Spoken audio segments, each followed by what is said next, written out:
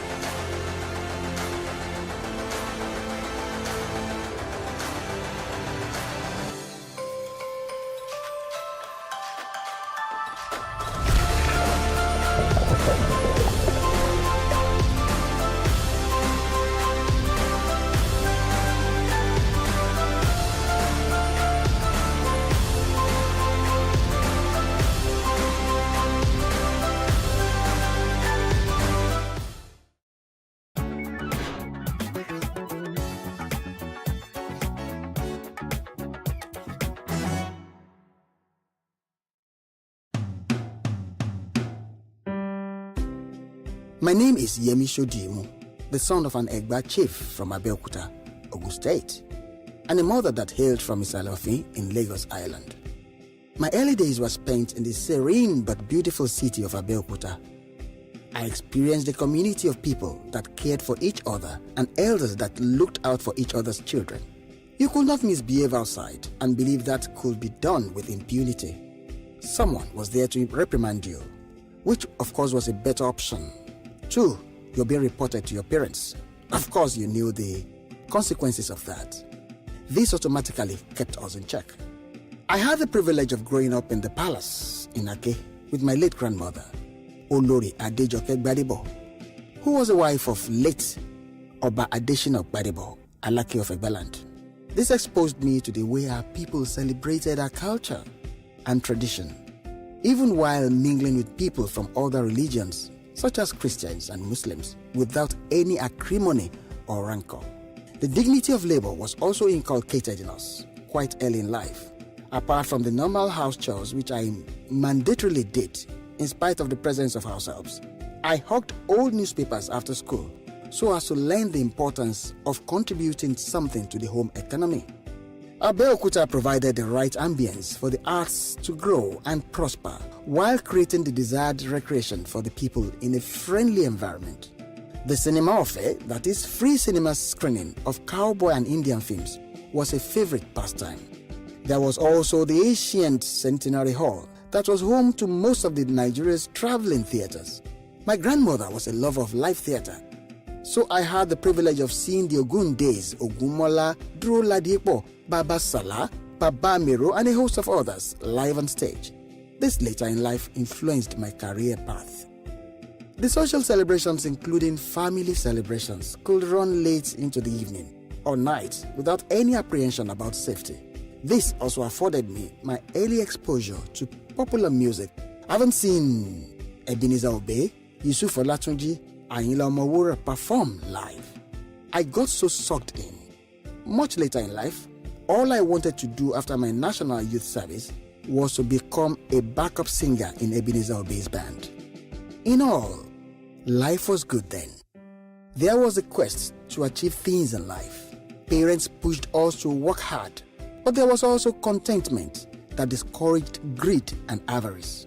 I believe we can get back on track if we collectively decide to bestow on the generations coming after us a sane, dignified, conducive society.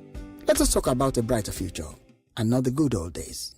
I therefore join Shemore in this collective and bold attempt at changing the narrative and doing it right for a better future.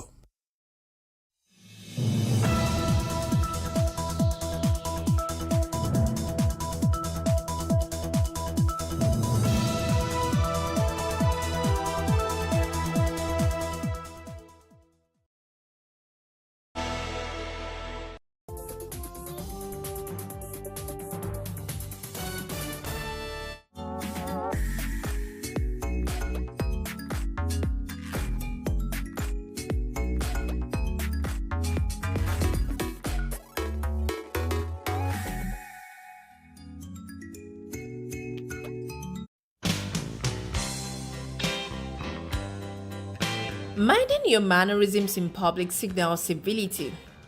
Your behavior determines how others perceive you, and if you can leave a good impression, why not?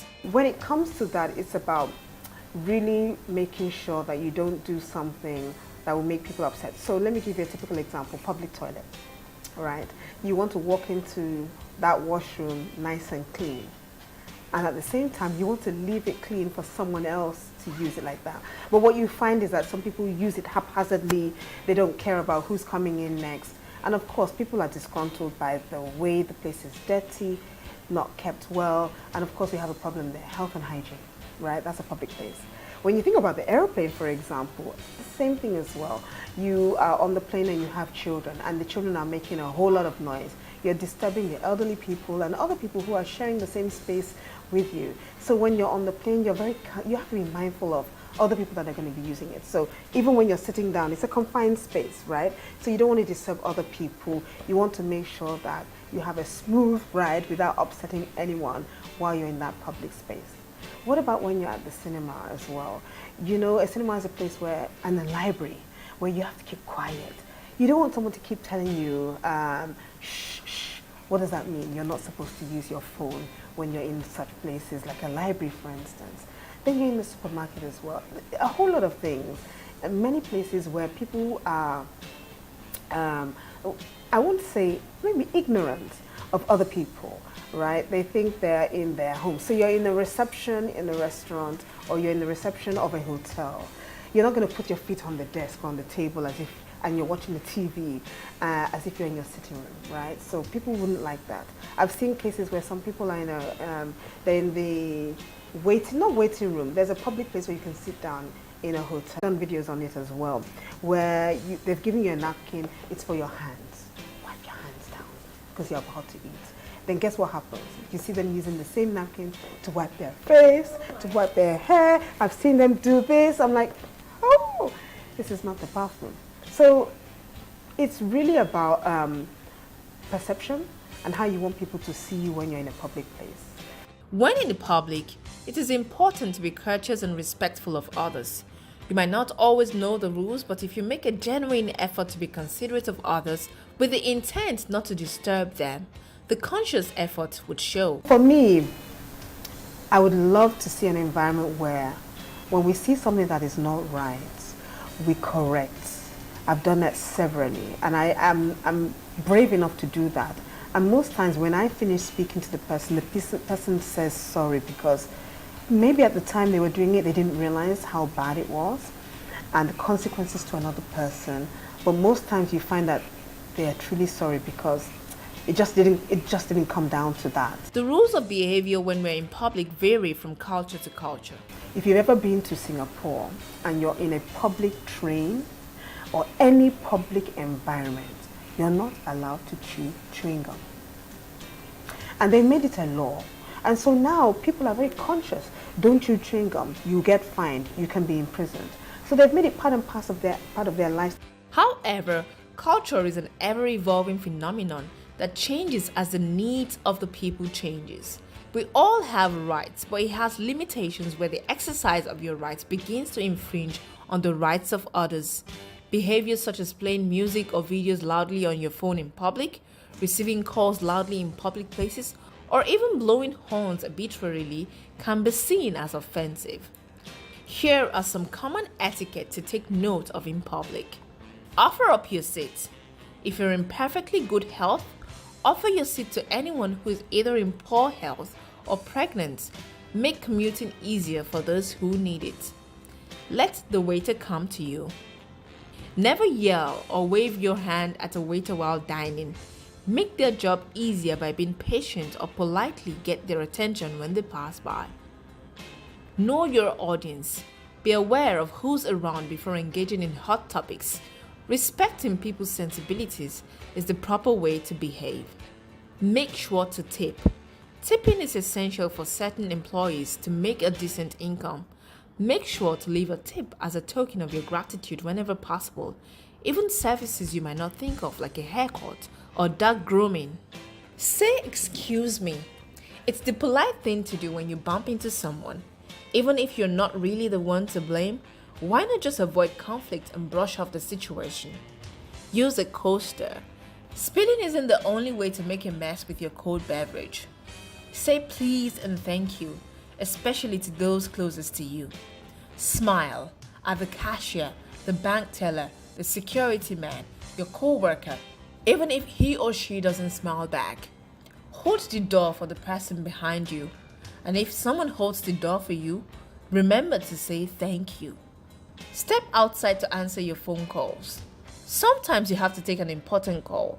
It is important to step outside to take your call because it's not fun to hear your conversation when we're trapped behind you in a line. Give people a pass. Cranky salesperson, nasty driver, you have no idea what's going on with that person right now. You don't have to reward ugly behavior with your own nastiness, which only perpetuates the cycle. Look at the person who's speaking to you. It is polite to listen to people who are talking to you and not just type away on your smartphone. Let someone go in front of you in line. Cough or sneeze into your elbow. Put your smartphone away during meals. Be on time. Ask before posting. Not everyone wants to be all over social media and you're not a reporter, so stop spreading the news. Keep the noise down at work. Silence the ringer on your phone. Speak quietly and turn the sound down on your dinging emails so it's not bugging everyone you work with. Wash your hands after using the bathroom. Park your shopping cart on the side of the aisle. Ask permission to use someone's first name. Clean up after yourself, at home, at work, at a friend's house. Ask before bringing a guest. Don't assume they're automatically invited no matter how well you know your host or hostess. Stay at home when you're sick. Reach out to people who are grieving. Don't pretend nothing happened. If you don't know what to do or say, you can simply say you're sorry. Let people get off the elevator first before you get on. The same rules apply to trains and buses. Silence your smartphone at the movies and stop crinkling that candy wrapper so loudly while you're at it. Help someone who's clearly struggling. The next time you see someone straining to reach something on the highest shelf at the grocery store, help him or her out. Skip controversial or nosy topics at parties. Politics, religion, or asking when they're getting pregnant or how much weight they lost. Those topics are sensitive and should be off the table. When you enter a room, greet everyone. Return calls. If someone takes the time to leave you a voicemail, take the time to call him or her back. Use an earphone or headphone in public while scrolling through social media.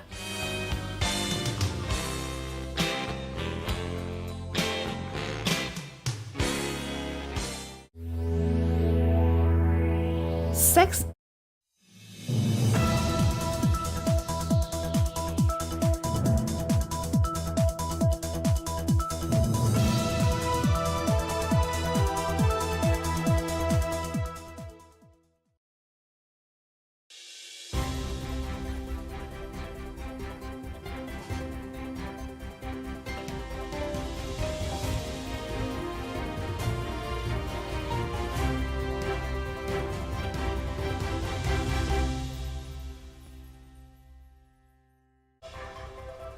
Good morning. You're welcome to the breakfast on Plus TV Africa. My name is Rume Paulson. And my name is Nyamgul Agaji. Today we hope to be having a bumper harvest as it is. We're going to be talking mostly about the ping pong going on between the NLC and the government of the Federation of Nigeria. And we do hope that our analysts will do justice to whatever is happening.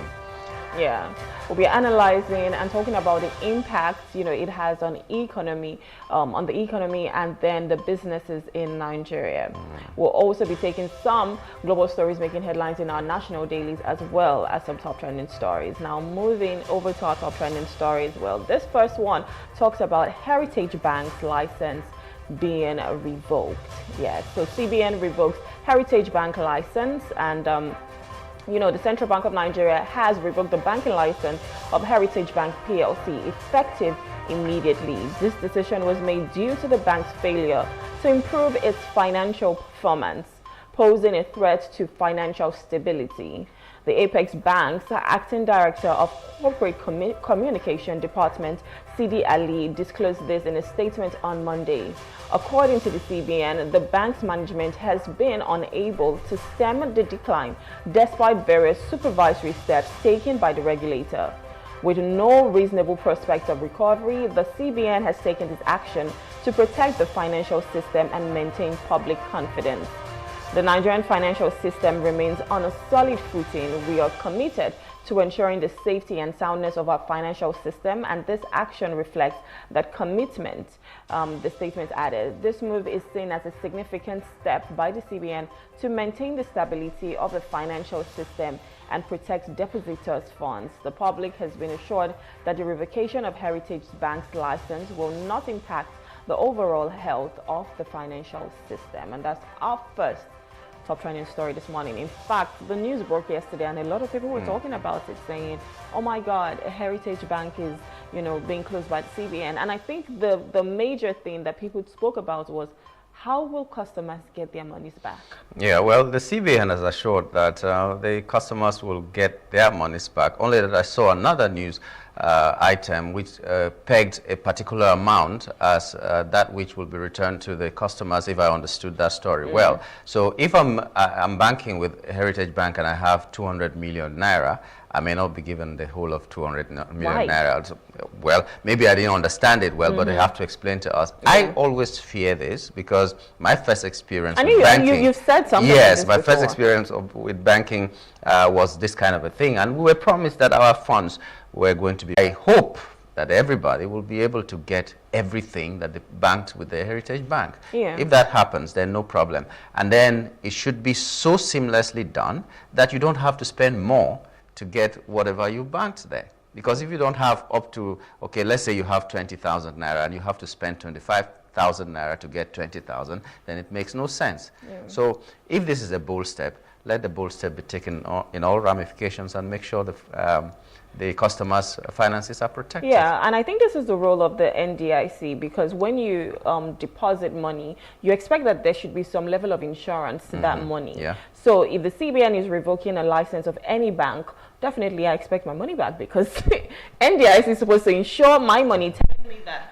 I mean, what's the reason insurance has a peg. For going to the bank? No, but what's the reason for going to the bank? Because I might as well just be able to dig a hole in my house and put my money there. Sure. But most times, when banking first came, the reason why people put their monies in banks was because of security. Because you don't want a situation whereby you have a lot of cash at home and then, thieves will come, robbers. You used to hear of those days when, thieves will come to your house and ask you your money or your life. So where's your money? But then when you put it in the bank, because now since we kind of operate, well, I call it a cashless, it's not fully cashless, but a cashless society, you know that you're putting your money in the bank because of that security. But when I put my money in the bank because of security and I might not get it back, then there's a problem. And so I think that, if the CBN is saying you're going to get your money back and they're going to peg it to a certain amount, that's just wrong. Because NDIC is supposed to make sure that every penny, even if my money is 99,991 naira. That's 991. I don't care if you're going to give me a coin. The 1 naira should be part of it. Because it is my money. I worked for it. So I don't know what they're going to do to ensure that all of the customers get their monies back. But it is paramount, especially in an economy like this where it's dwindling. If that's all my life savings, is the economy dwindling, it has died? Well, I don't know. Well, maybe the experts will say it's dwindling or it is picking up, whatever their terms they like to use, will be. yeah. But I think, as far as I'm concerned, is dead, because there's nothing, you can't seem to survive in an economy like this. Everybody's looking for ways to cut corners, to do a lot of things, and that is not good enough for us. So the builders will want to cut corners so that they will make more money. Yeah. Buildings will collapse more. The drivers will want to cut costs so that they don't maintain their cars. People will die more. Accidents, Every aspect of our lives, if we cut corners, we'll die more. People say when you take the shortcut brings out blood from your nose, because it's always really, really bad cutting some corners to make sure you make ends meet. But this is where we are. Our economy, according to yourself, is dwindling. For me, who am not an expert, I'm not a kind of businessman like you are. You feel like there's no economy itself. It needs to be resuscitated. That's what I'll say. But, well, Heritage Bank has been, whatever has been done to it by CBN, we hope, like we're saying, that the money will be protected and everybody gets it. So before a bank gets to this point, aren't there, like, experts or analysts that, come and tell you you're not performing well? They said they have done that. They've done that, so I don't know. I don't know the yardstick for performance and all that, but they said they have done that. Let's take their word for it. But my concern is, even if they are closing all the banks in Nigeria, let all the monies inside those banks be safe. And let the customers get their money. Because we don't want a situation whereby you're hearing, oh, sorry, your money has gone into voicemail. Voicemail where?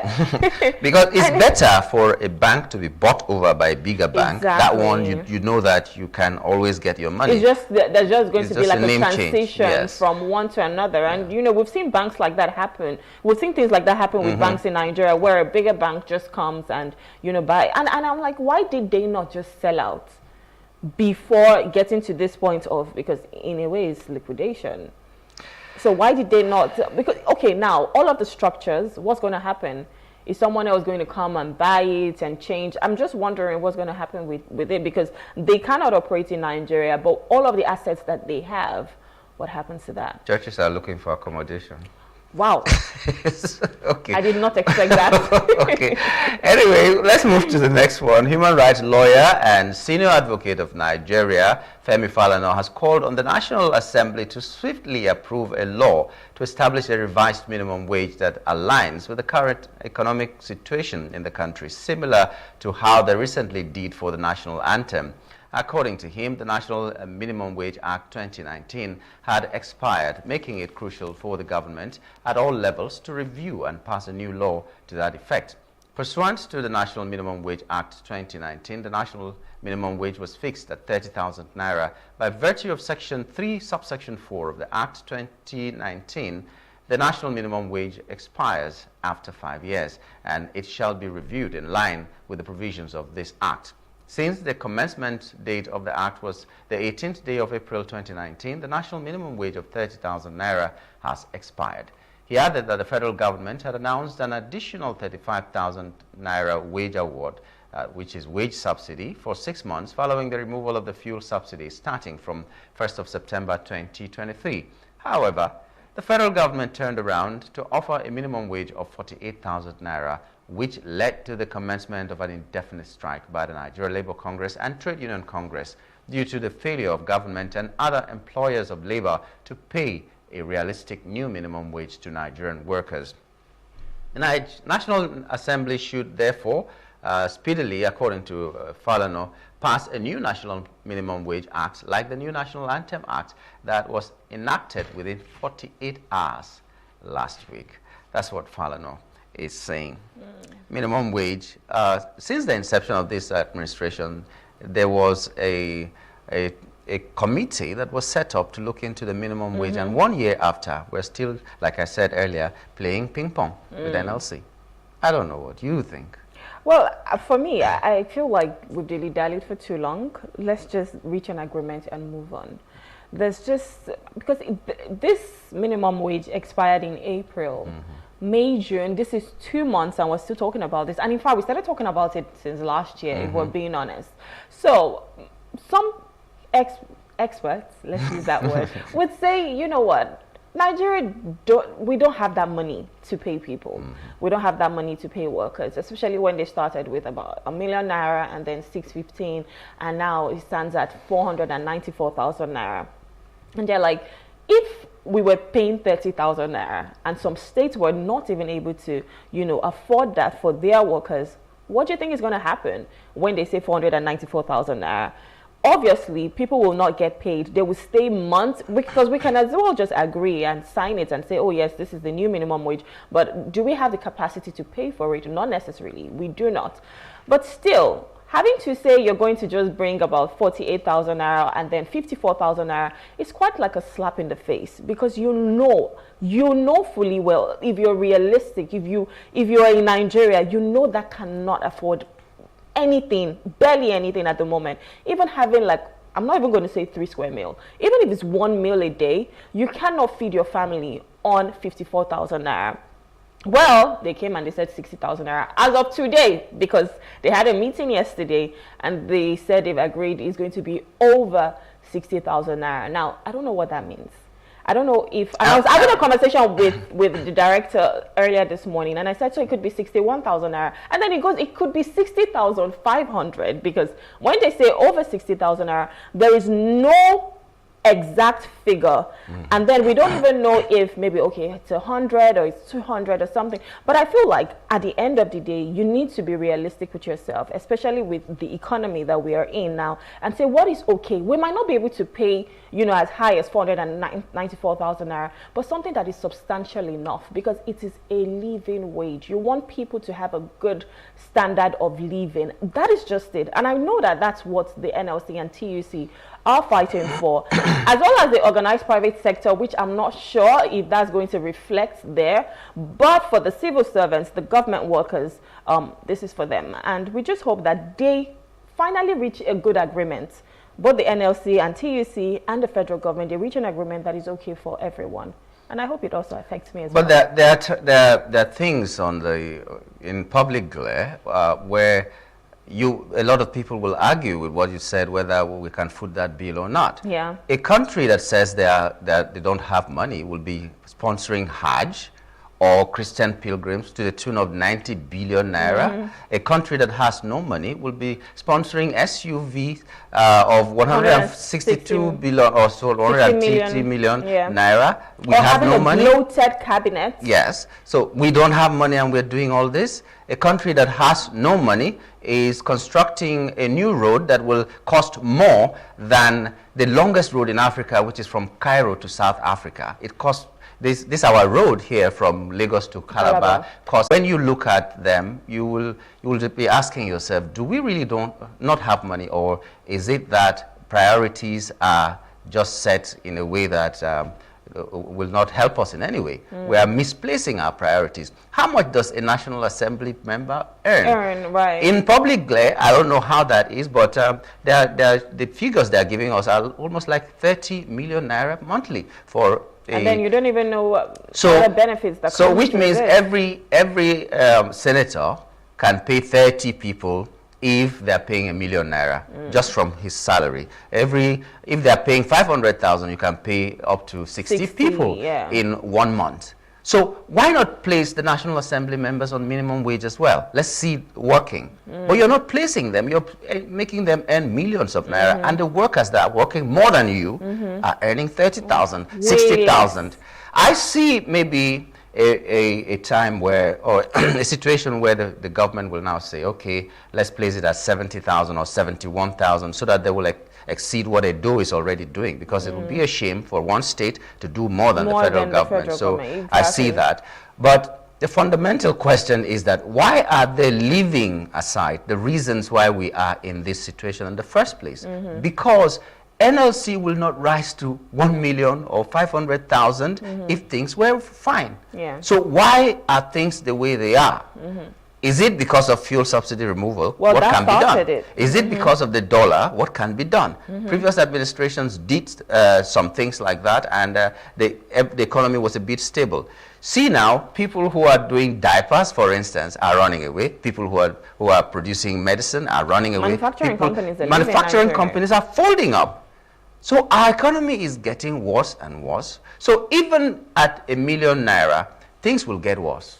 Exactly. If the fundamental things are not addressed, Yes. whether they give NLC ₦1 million, things will even get worse. Yeah, because even then, you think you have more spending power, but everything would just skyrocket because now people feel like you have the money, spend the money. It's just a ripple effect to everything. And then, I mean, I was having a conversation yesterday talking about the minimum wage. I think 5 years is too long for us to discuss what the minimum wage should be. I feel like year-on-year basis, it's just like how we have, you know, analysts say this is our borrowings for this year. So next year we have to borrow more because we need more money to have some projects or develop certain things. That is the same way we need to look at the minimum wage. You need to look at it with inflation, because if we wait for 5 years, it's going to be a huge chunk that would seem ridiculous, and you're like, we cannot afford this. But if it's okay, maybe inflation goes up by 2%, okay, definitely minimum wage should go up by 2%. That way, I'm not an expert, right? I mean, some analysts will come and say, oh, that's not the way it's being done. But in my layman's understanding, that is what I would expect, except someone has to That's come why and I'm explain working, it so to that I can me. enter the market and buy things. Yes. So if I cannot buy, if I cannot point? afford it, then there's a problem. So if, for instance, I know that, okay, as inflation is rising, my income would also increase with that, then it's a gradual progression. But if we're waiting and saying 5 years, come on, you know what the dollar was to the naira 5 years ago is not what it is today. But if it's year on year, if it's on a year-on-year basis, it's easier. NLC and TUC can even fight better, and the government can understand better, because then it would just be like, okay, we're moving from 30,000 to 54,000. But when you now say from 30,000 to 500 and something, it's ridiculous, honestly, and in a way it might seem unrealistic. But the we government need is to moving find- from 30,000 to 500,000 in their own taxation. That is the Well, problem. there's that too. That's the So problem. I feel like a gradual progression is just the best way to go. After this, I mean, this is one fight that the NLC and TUC, they're fighting now. We don't know what the turnout is. They've said over 60,000 naira. We don't know what the agreement is going to be when they finally, you know, let the cat out of the bag on the exact figure. But I feel like they need to start to look for a better and more sustainable way to talk about the minimum wage. 5 years is too long. Well, why not government just says for every civil servant, if you have your ID card, you can travel for free, for instance. I'm not saying I'm not saying it has to be that way, but you know, these are things that give the workers concern. I am in Lagos. I come from Cross River State. It's like 12 hours at least away from here.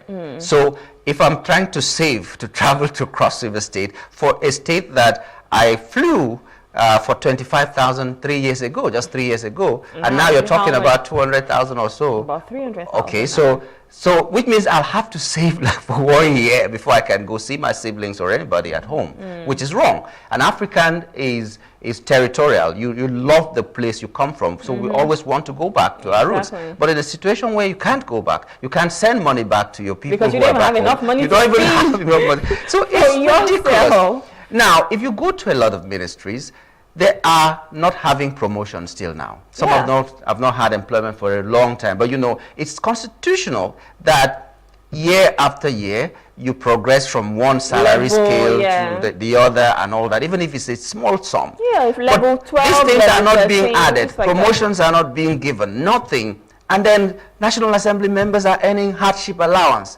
Hardship for doing what? I mean, we're all facing the They're even hardship earning together. newspaper allowance. How many of them read Read the newspapers? newspapers. Some of them get subscription for free from these network news outlets, providers. yeah. And then they earn an allowance for that.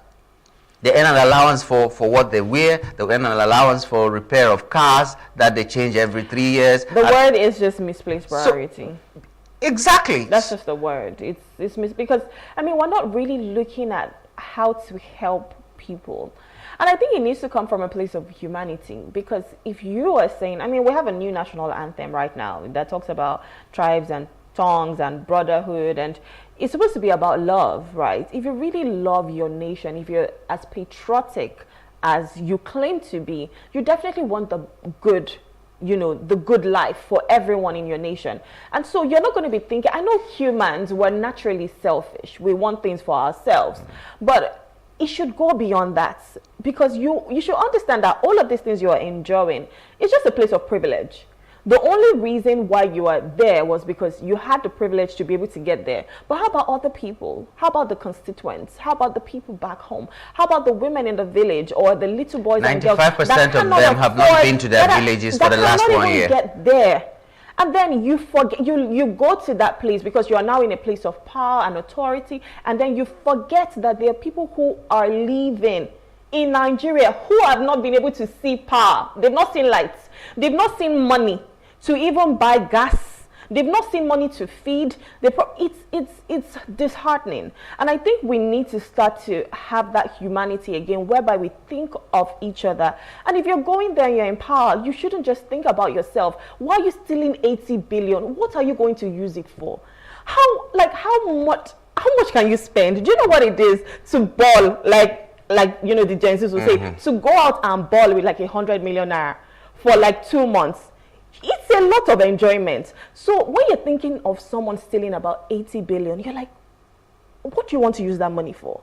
It's wickedness. You want to keep it for your generation, it is which wicked. means you already know that your generation is daft. Forgive the word, but if you know they can make money of their own, you don't have to steal to keep so for them. Much. So now you're just telling us that they've made it a poverty alleviation scheme.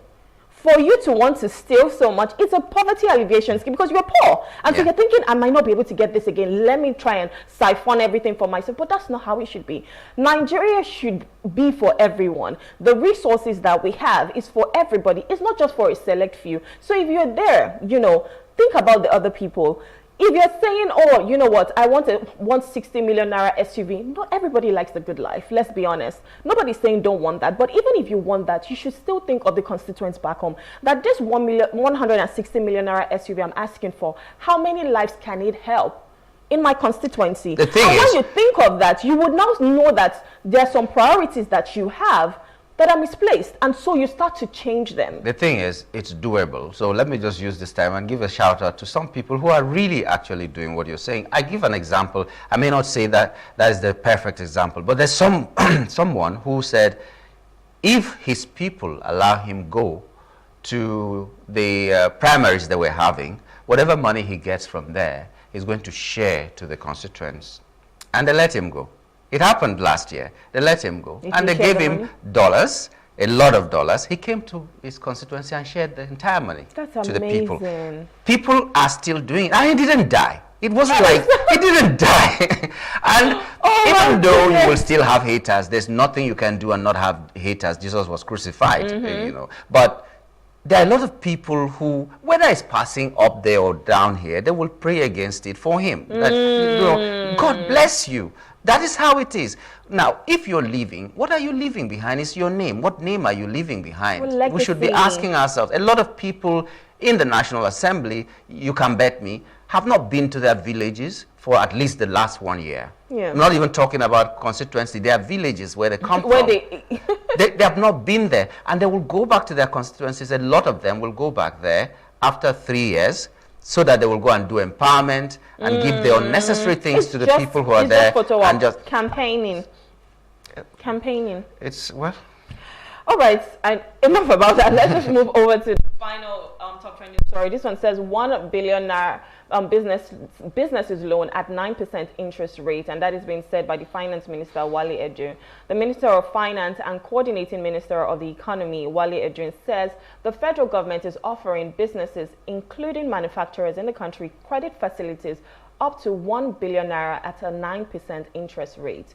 He said small-scale business entrepreneurs can get up to 1 million naira in credit facility, while larger businesses can access up to 1 billion naira at 9% interest rate, which is cheaper than the current interest rate of 26.25%, recommended by national banks to the CBN Edrin said the emphasis is on ramping up food production. The emphasis is on dealing with food nutrition and food insecurity. Likewise, the emphasis is on helping small-scale businesses through grants and nano enterprises through grant funding. He assured Nigerians that food prices will come down in the coming months. Well, the minister said though food insecurity is a worldwide phenomenon, the government has dedicated special funding for infrastructure to boost agricultural output. Why did you laugh? Because you paused. You knew the effect of what we were saying. You paused, well, and I was laughing. Food prices will come down soon. Even though I always say it on this table, gravity does not happen in Nigeria, especially when it comes to prices. Like when things go up, I mean, someone should come out and, say I'm wrong. It's a laughable prove thing. Me wrong and tell me that things have gone up and then they've come down. It's a laughable thing because the CBN is an institution of the federal government, no matter how they say it's autonomous and all that, but it's an institution of the government. They're pegging their lending rate at interest rate at 26 point something, and then the same federal government is offering 9 point something. And what am I taking 1 million naira for? 1 billion. Small scale businesses are taking up to at least 1 million. What am I taking it for? Half of that money will go for power. Another one will go for less than what I even need. If I'm making a farm, for instance, and I'm taking half for power, another half for transportation, I've not even bought the farm inputs. I've not bought any. I've not paid for labor and anything. So the 1 million naira will finish. Then when I do plant the farm, I harvest everything and pay back to government. It doesn't make any sense. I'm making money. It doesn't make any sense. Yeah. So if the dollar is still rising, all the farm inputs will be up. All the machinery, which are not even available, will be up, and everything that you need to use in the farm will be up. So the 1 million would make no sense. There's no significance. And then you're telling me that the food prices will come down. They will not come down in the coming months, except the coming months are like the one that say Jesus will come again. So this administration will finish, democracy will finish, Nigeria will finish, because they might, after the national anthem, they might say we should go back to, using, I don't know, maybe loincloths, because that's what we used to use, using wheelbarrows, whatever. For me, I think a double-digit interest rate is just, we don't it's need crazy. That. Yeah, it's crazy. A double-digit, why? So if they're pegging it at 9%, that's amazing. But I'm like, why now? Like now that the naira has really crashed. So even if I want to really get that, I'm not really going to see a significant impact in whatever I'm doing. So I mean, it's a good initiative if they're doing that now. A little too late, if you ask me. But, I mean, let's just see what happens. All right, that's it for our top trending stories. We'll go on a short break, we'll look at the weather, and when we return, we'll be reviewing the papers. Please stay with us.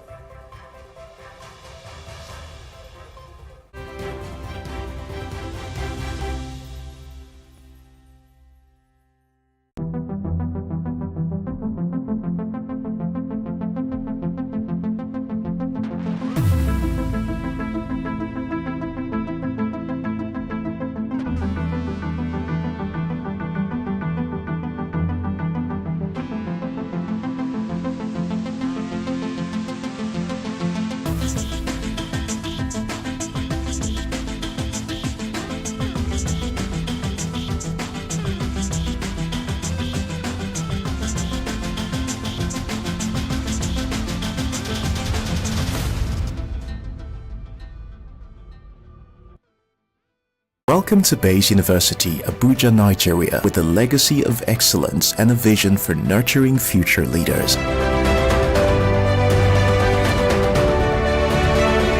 Bayes University is in a league of its own. We're all about our people, processes, and technology. Bayes is one of the highly rated universities in Nigeria in terms of product quality standards. We don't just produce graduates, but groom people into employers of labor. And it has made us understand that learning is all about three things. We learn, we unlearn, and we relearn. Bayes University Hospital offers a range of specialized services equipped with the latest technology, manned by a team of trusted professionals. schools. And now, our vision extends beyond our walls with the Baba Ahmed University in Kano following our lead. Join us at Bayes University and invest in your future today. Bayes University is the institution that you will get the best value for money education in Nigeria. Bayes University. Learn to live. Sometimes, it's not just the distance we travel. It's the gaps we close.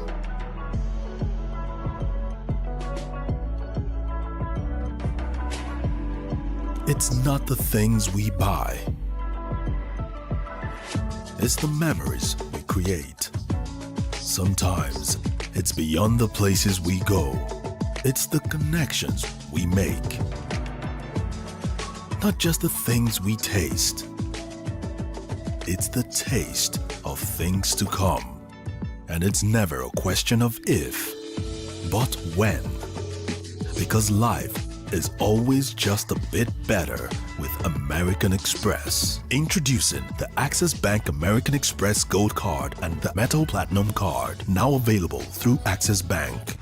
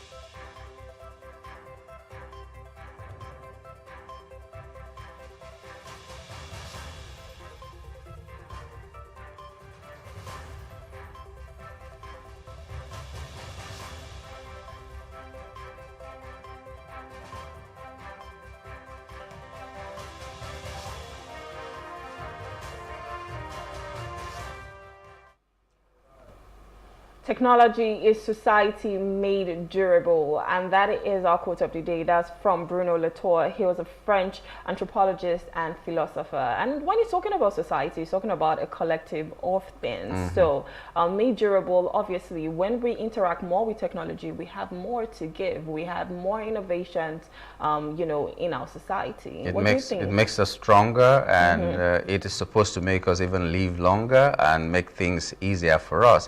But I'd rather have a fragile society. I'd rather have a vulnerable society that knows that we need each other, and technology doesn't have to define us. But as we use technology, we should also not lose sight of the virtues that make us human. So while technology aids us to be better, we should also know that it is just helping us to be better people, better humans, better brothers and sisters that depend on each other for happiness, for love, for sustenance and everything.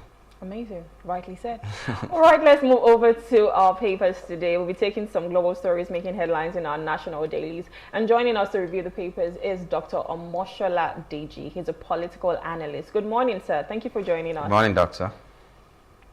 Good morning. Thanks for having me. All right, so we'll be starting with The Guardian today, and in fact, this headline, you know, made its way across all the papers today, and it says businesses grown as labor grounds economic activities. That is on The Guardian. On The Punch, it says minimum wage. Federal government offers over 60,000 naira. Labor may end strike. On The Punch, it says AGF tackles labor as NAS failed to stop strike. So, yeah.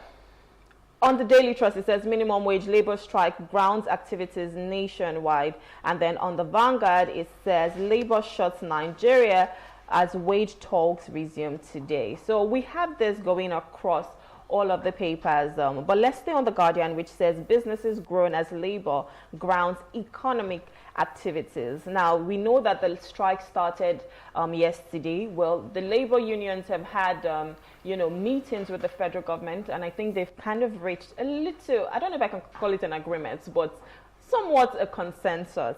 I want to get your take on this, on the strike, you know, labor's demands to the federal government and the federal government's response to all of this. You see, labor's demand, to my mind, is very legitimate. If you look at the reality of the country today, if the economic situation is anything to go by, you would agree with me that life has become unbearable for majority of Nigerian citizens, in the sense that if you go to the market and you hear the price of things, if you see this, what do they call it, pepper of 500 naira now, I don't think. I don't even think there's pepper of 500 naira anymore, and I go to the market a lot, if I'm being honest.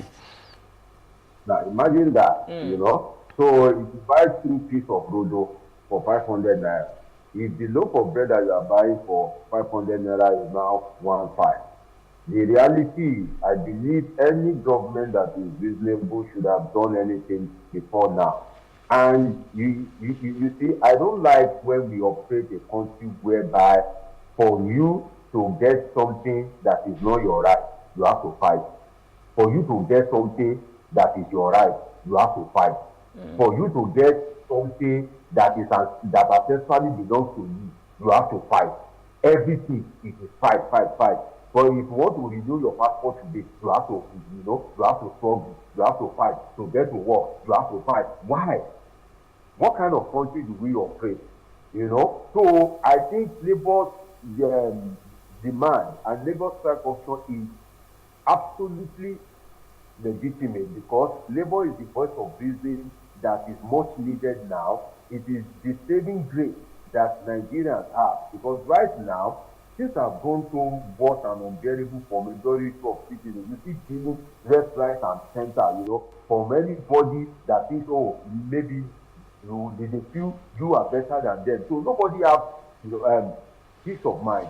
And coming from a government that announced removal of subsidy over a year ago, if you have the interest of your citizens at heart, if you are truly a government in the true definition of a government, which is to bring succor to the citizenry, over a year is enough time for you to have implemented policies and to have changed the minimum wage in such a way that it will reflect the reality of the economy.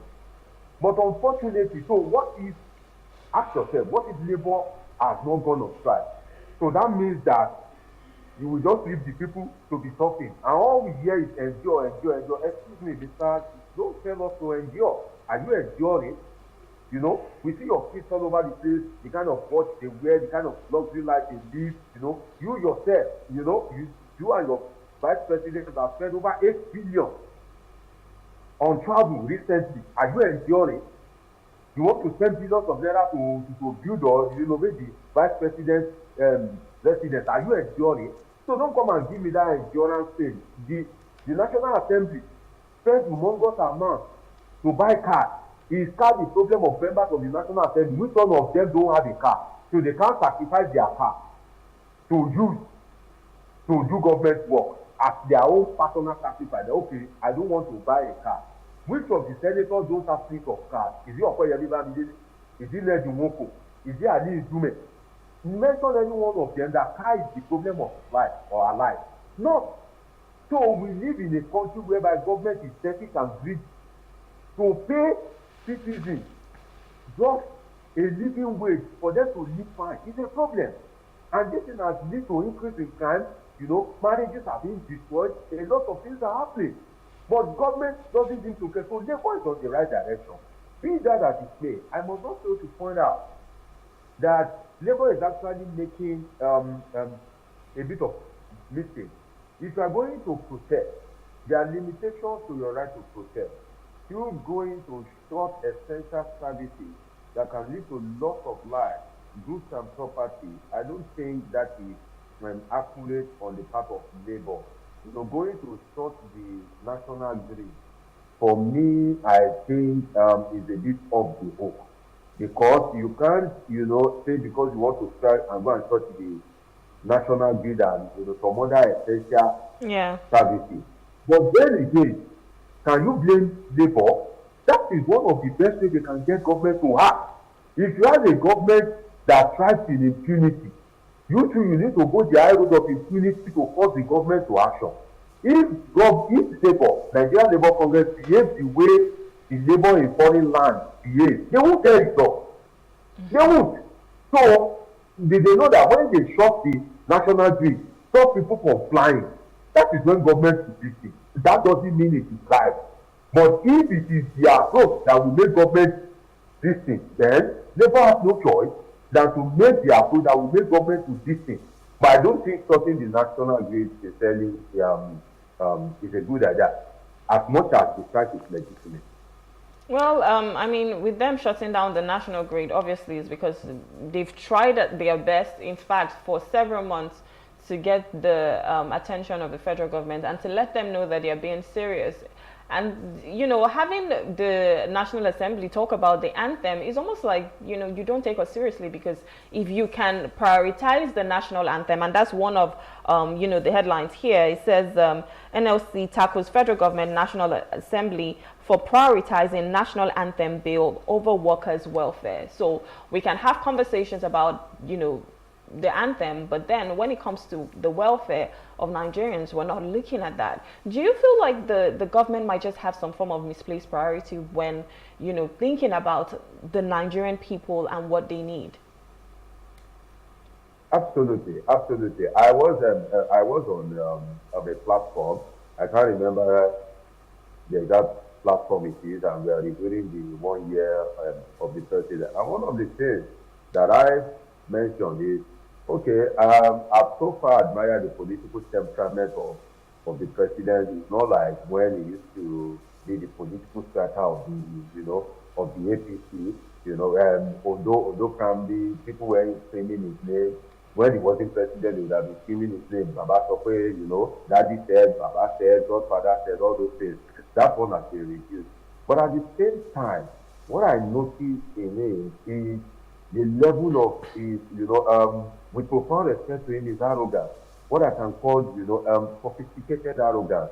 In the sense that Labour went on, I think, morning strike some time ago in the life of this administration. Yeah. And the president was in Lagos then. And I heard his comments live on TV, where he was saying, people have been fighting for people before now, not only in Nigeria. It is not only Labour that have right to fight for people and all that, you know. And the arrogance that he was speaking, it's so distasteful. Recently in Lagos as well, when he was commissioning a project, this Lagos to Calabar project, he also said today can be his brand new. Oga, don't you have advisors? Don't you know the reality of the country? Your government, by statistics, is even worse than the Buhari government that people are saying is bad. You have not even finished a project. Talking about emphasizing the misplaced priorities that you spoke about. You have not even finished a project. You just commissioned the flag off. You're already saying it's your bragging day. Come on. You know, and if you doubt me whether I'm wrong, it is the same man that went to us that said how much they have been or so. You know, I can go on and on. So when you are naturally arrogant, you will naturally have misplaced priority. You know, you will be naturally disconnected from reality of the people. When you are surrounded by psychopaths, political hallelujah boys, you will be naturally disconnected from the reality of people. And when you are surrounded by people that will not tell you the truth, either because they want to make you feel cool, or because they know you yourself don't want to hear the truth. If they know you are ready to, they won't tell you the truth. So I think, you know, if I can use a case of football, you know, if there is a free kick at the edge of the 18-yard box, there will be players in front of the keeper trying to guide the goalpost. If the keeper is not experienced, it is not bad. That goalkeeper, then those defenders would have lost his sight. I think that is what is happening with the president right now. I think his handlers, his aides, people in his kitchen cabinet are blocking his sight from the reality. And that is one of the things that killed the Jonathan administration, because I remember when Jonathan was celebrating an anniversary of his administration at one time, you know, when he launched a book or something like that, you know, he was busily praising himself. While he noticed that his administration is the best, and I laugh. So I think the president himself is also walking into that direction, and he needs to be careful. He needs to be very careful. People are not finding it easy, especially for a government that suffered legitimacy crisis. If you look at the result of his election and the result of his opposition, if you match them together, what that tells us is simple. People that don't want him in power are more than people that want him in power. In other words, if you saw the vote of Atiku Obi, Kwankwaso, another presidential candidate, they outnumber his own vote by a wide margin. So that means that why people voters in the 2023 election went to cast their vote, people that naturally don't want you to be president, are more than people that want to be president. For a government that suffered that kind of, what we can call a legitimacy crisis, you are supposed to come into power and see how you can make life convenient for the citizens. You didn't increase the minimum wage, you remove fuel subsidy, you remove subsidy on electricity, you increase tax, and yet you didn't increase the wage. So we will blame labor for fighting. I think there is high misplacement of priority on the part of the government, like never before, sincerely. Yeah. Much as I try, I will never forget the political Hallelujah voice. Rume was also laughing when you said that, political Hallelujah voice. But be that as it may, the concern of a lot of people is the feasibility of the demands of labor. And they're saying it may not be implementable. I don't know what you think. Do you think Nigeria can pay what labor is demanding? Well, sincerely, that's a fine question. Labor's demand is really not implementable in the true sense of it, because a minimum wage will be passed into law, and if it becomes a law, that means that if you have a cook, you have to pay that cook 400 and something thousand that labor is demanding for. That means if you have a driver, you have to pay that driver 400 and something thousand. So it doesn't only apply to the federal government or federal workers. It also applies to the state, and it also applies to the local government and even private enterprise. So in the reality of that, even to exclude the federal government, which is not realizable for the federal government as your 400 and something thousand, is not realistic. But I think in the reality of today, with the rate of inflation and everything, and the economic situation, I think the minimum wage sincerely should not be less than 150,000 naira in the true sense of it. If the economy is actually anything to go by, because if you look at it, the price of things doubled under the Buhari administration. Now it has tripled, if not quadrupled. So that things will not have gotten worse up to this level if government, just imagine labor not going into any negotiation talk, any crisis, let's say 3 months after subsidy was removed, government is just be kind and just say, okay, we increase the minimum wage to 60,000. Just imagine, how people will face the government. But we have the government that is very lackadaisical, You see, one thing politicians don't know, I think before I'm turning into any political office, politicians should be made to kind of like sit down for a 4-1-1 course, politics 101, which would involve state and citizen, the symbiotic relationship between the state and the citizen. Because most of these politicians, it is sad that, you see, the state, the patrimony of the state belongs to everybody, That means that the right to Akpabio the right that Akpabio had to the treasury, you also have it. I have it. The right that Tinubu I have it, everybody has it. The only thing is that he has presented himself for election, and we have voted for him to represent us. So representing us doesn't mean it is now your ancestral right or ancestral property or something. No, you are holding the communal patrimony in trust for the people. So, but unfortunately in Nigeria, politics has become a situation whereby some people use it to seek power and now perpetuate the resources and power of the state to the benefit of themselves and their family, forgetting about the people that even voted them in power. That can only happen in a flawed democracy. When you don't need the people to actually win an election in the true sense of it. when you know you can manipulate the, you know, the electoral process, you can use fraud, you can use compromise security agencies to rig your way into power. This is the kind of case we are. Performance will be on the low. Government won't be even bothered about performance at all, because if performance is anything to go by, you know, some of the whole, you know, the performance of this administration in every sector and rate it by having, you know, I won't call this government more than 15%. That's because I don't want to call it 5. You know, I want to just see, you know, Dr. Deji. I will put it 15 because the welfare of the people, which is the paramount, security of life and property. If anybody harass you today, like I used to tell my friends, the rule of the game in Nigeria is no matter what happens, make sure they don't kill. If they kill you, you can't get it, because people will just forget you. You know, they will cry just a little while before you know it, you have forgotten. What has happened to Bola Ige, the old Attorney General of the Federation? What has happened to Mohbad, that young boy that was killed recently? Has the case not died down? As the autopsy report is made review, with due respect to his family that he not died in jail, be realistic with ourselves. So government has failed in all ramifications. In all ramifications that, you know. Well, the president is saying. The president is saying, I'm working to improve quality of life. That's what President Tinubu is saying, and that is on the Punch.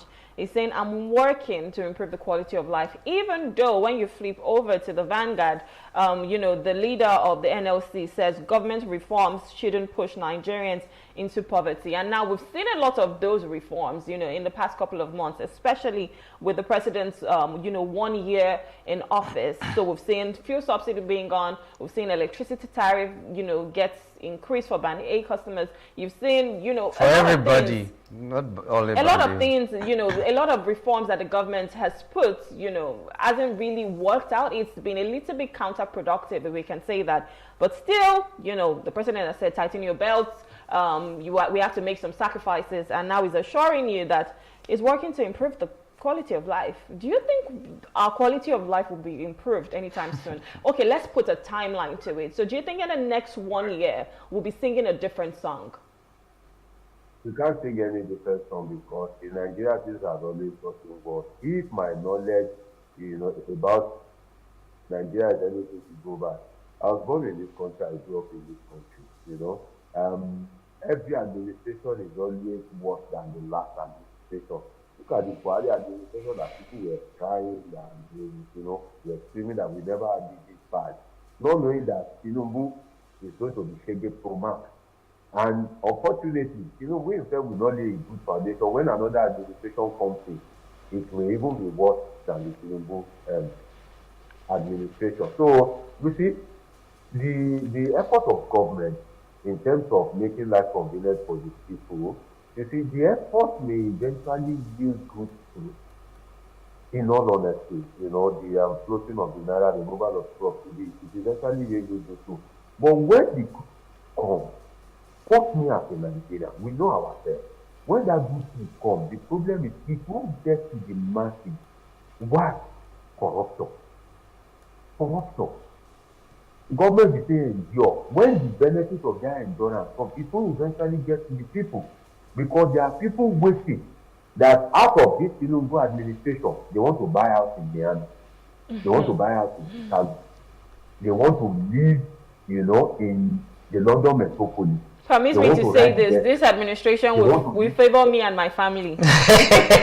That's what they were saying. This administration will favor me and my family. No, it can favor, you know, those that say so in the area of corruption, maybe you are able to see government money. But the truth is, we all will fly the same road, isn't it? Insecurity knows no admirer. That is the truth. Everybody is at risk, you know. So the administration may favor you if, you know, you have some leverage your family. So more besides anyone that reason only for himself. And that's why I said this Sunday memorial that Nigerian politicians are not there yet. You know, what do I mean by that? If you are a politician and you are able to rise to the level of governor, president, minister, commissioner, and when you wake up in the morning, all you think about all you think about it's how to profit yourself and your family, it's how to steal more money, then you are not there yet. You are not, at that level, at that nationalistic level. You are just not there yet. You are like a baby in adult position. That's the best way I can describe it. Because real politicians, real statesmen, when they wake up, when they sleep, when they eat, they are busy occupied with how to make life convenient for the citizens. But if all your life, what you are thinking about is how to embezzle, how to steal, you've stolen, you are still thinking of how to steal more. You've stolen more, you steal once more. Insatiable case for power and resources. If that is you, then that means that you are just not there yet. And that can only happen in a society that has, small institutions, disoriented citizens and all. And in all honesty, Nigerians deserve better. At least we've been opportune to stay in other climes. You can't perform some of this nonsense you perform with other citizens. I'll give you an example. There's a country in Asia that introduced 6% tax. They call it GST, Government Service Tax. That means that the price of everything has to increase by 6%, and that 6% goes to the government. So that means if you buy 500 naira, the tax card, they will give you 4 something. That the remaining amount automatically goes to the government. The ruling party in that particular country in Asia was so very strong. Do you want to hear the truth? That party, as strong as it is, lost the next election.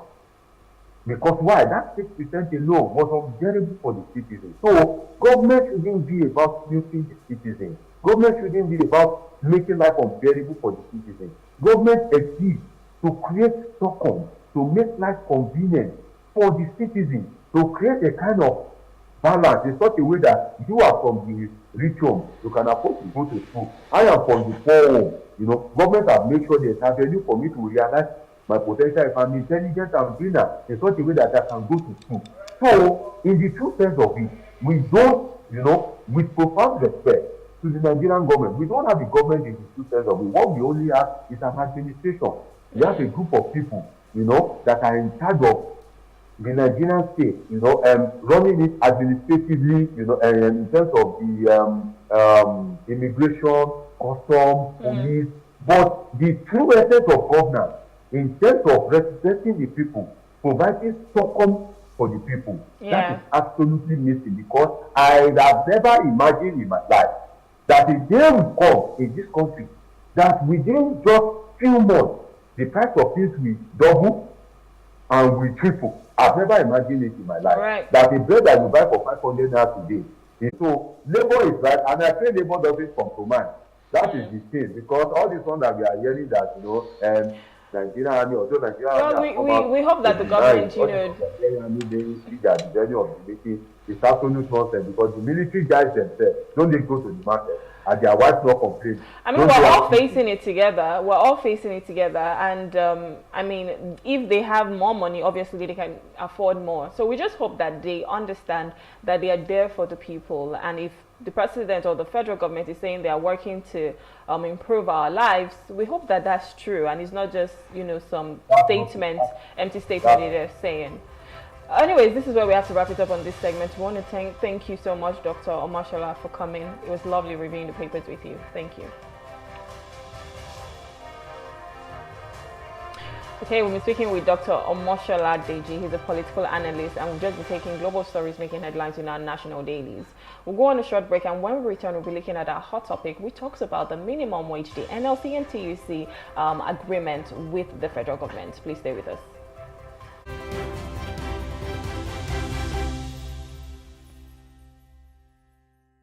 Picture this. You're sitting at a table, ready to indulge in a mouth-watering meal. Stop.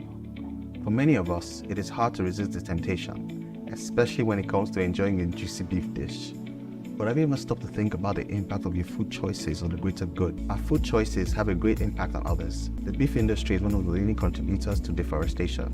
As trees are cleared to make way for cattle ranching, it not only disrupts the delicate balance of ecosystems, but also contributes to climate change. We can make a difference with our choices. It does not mean we all have to become vegans overnight. Imagine enjoying fish and poultry a few times a week, indulging in beef just once a month, and filling our plates with plenty of plant-based goodness. Every little bit counts.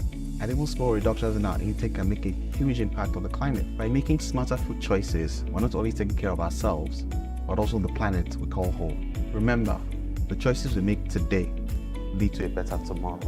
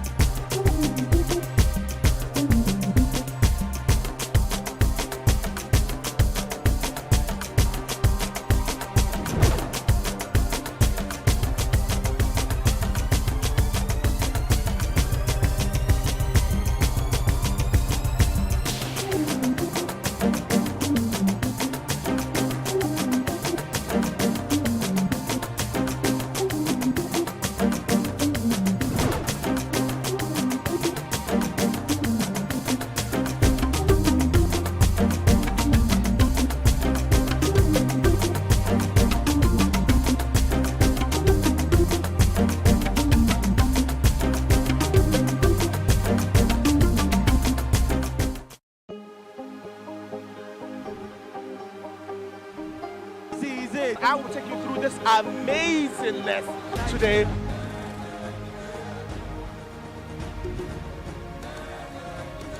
Welcome to Plus Trending.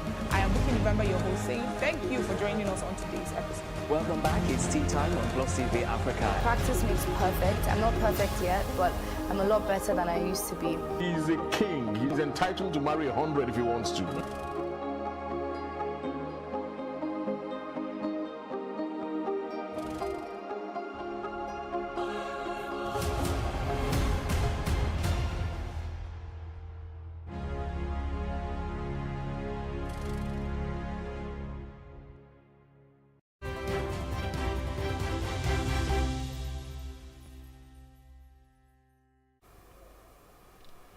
Thank you for staying with us. You're still watching The Breakfast on Plus TV Africa. Well, it's time for our hot topic, and this is to look at Nigeria's minimum wage, the impact and analysis on all that has been happening. Now, the industrial action has affected businesses and critical services across the country, including schools, hospitals, and power supply, as workers complied with the Trade Union Congress (TUC) and Nigeria Labour Congress (NLC) order. The federal government said the 494,000 naira new minimum wage proposed by the organized labor could cripple Nigeria's economy. The minister lamented that the 494,000 naira minimum wage demand would amount to a 9.5 trillion naira expenditure burden to the government. According to him, they had agreed to increase the country's minimum wage by 100% to 60,000 naira from 30,000 naira, in line with the current economic realities. Now, joining us to have a conversation about this is Peter Esele, as a former TUC and Pengassan president. Good morning, Peter. Thank you for joining us. Good morning. Thank you for having me. All right. So we also have Frank Elianya. He's an economic analyst and is a company analyst at Tech Cabal. Good morning, Frank. Thank you for joining us as well. Good morning, and thank you for having me too. All right. Okay, so let's start with Peter. I mean, you are the former president of TUC and also Pengasa as well. Let's just ask, what's the latest with all that has been happening? Because we've known that the Labour have threatened to go on strike, which they did yesterday, but there's some form of conversation they're trying to have with the government to finally reach an agreement. So what's the latest? Yes, I think they had a meeting yesterday. So the meeting was fruitful, and the president made a commitment to, that the federal government made a commitment to go above the 60,000 naira while Labour will go back and then talk to the various organs. Labour is expected to summon the National Executive Council to look at what the federal government is bringing to the table. The first thing is to have that commitment that the federal government is going to go above what was agreed.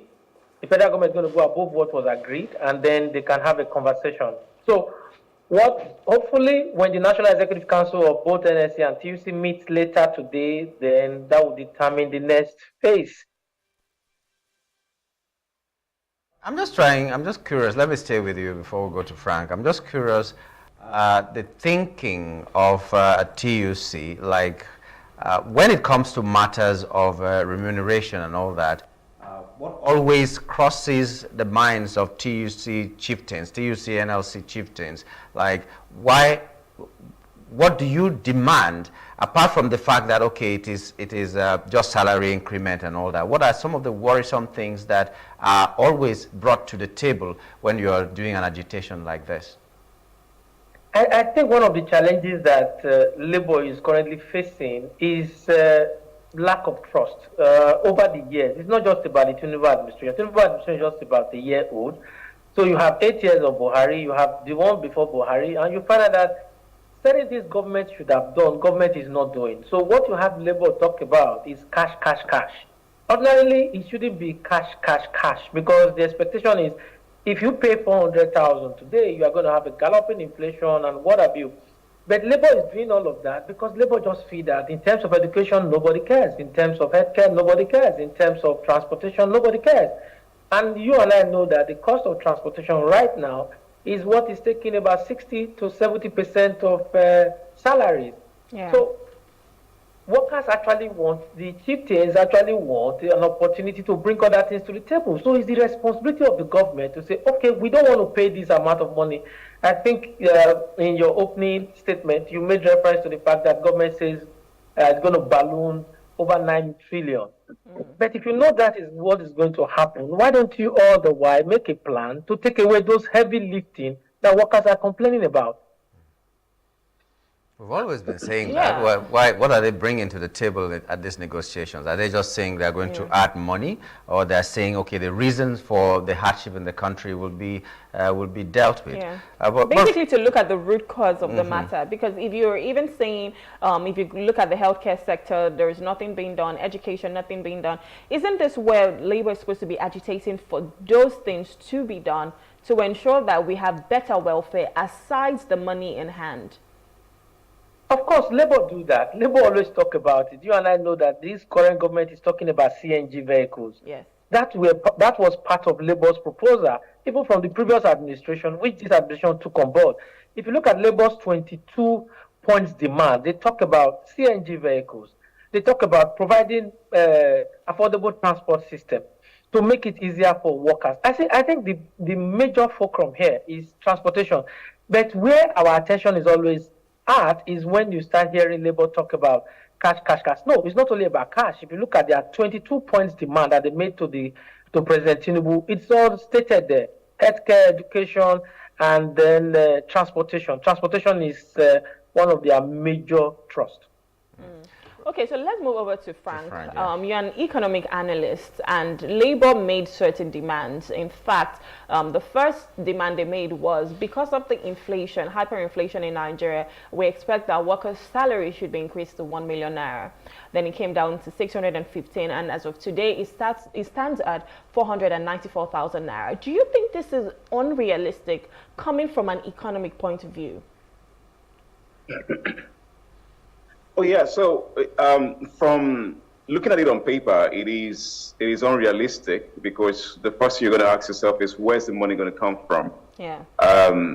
The government has made a budget of about 28 trillion, and it's largely going to borrow that money.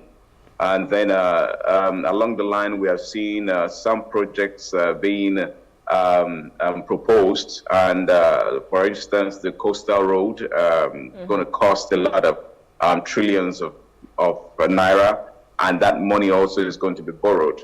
So there's a lot more planned to borrow, as in to fund projects and to do other things that government want to do.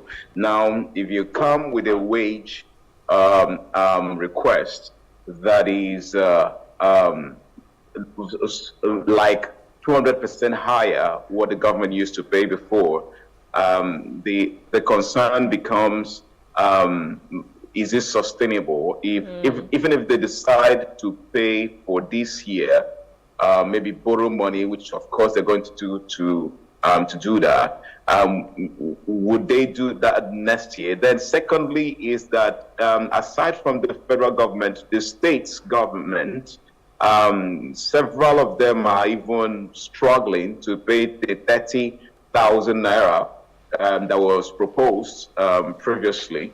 Many of them are still paying on below 30,000 naira, you know. And now, if you come with a wage proposal, say 60,000 to 100,000 naira, now they said at 460. You know, the resolution they reached is that it's going to be something above 60,000.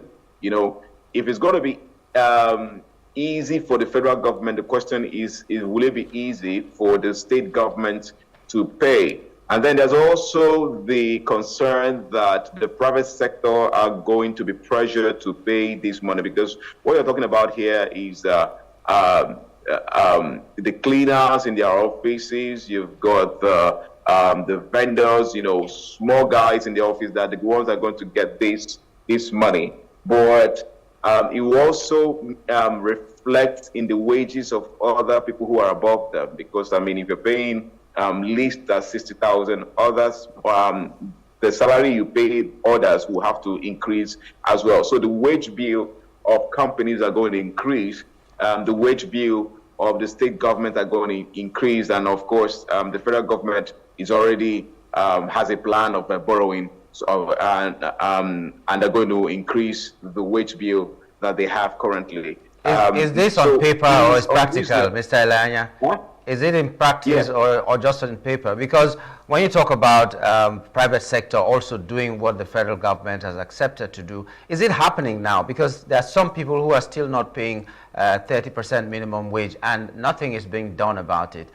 Do you think that once they raise it, it will automatically translate into the private sector? Because those who are paying are already paying higher. Those who are not paying, I'm not sure they are going to do anything about it, and nobody seems to cover those category of workers that are not covered by NLC, as it were.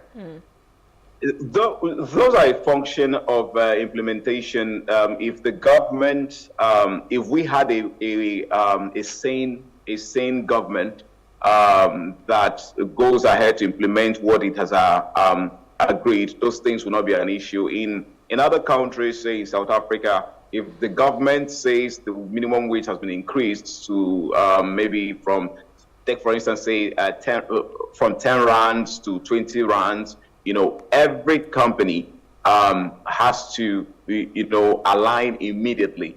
If you're not aligning, it means that the workers in that company can actually petition, and the government or the company will be sanctioned. But here it isn't like that, because implementation is very lax, you know. So the government, the federal government does what it does, and then the state government can decide, well, we don't have the money, so we're not going to pay, which is what we have been struggling with over the years. And that's also why if the state government isn't paying it, companies can as well say, man, we can negotiate with you. We can give you something a little bit higher from what you were earning before, but we can't pay you what the government is proposing.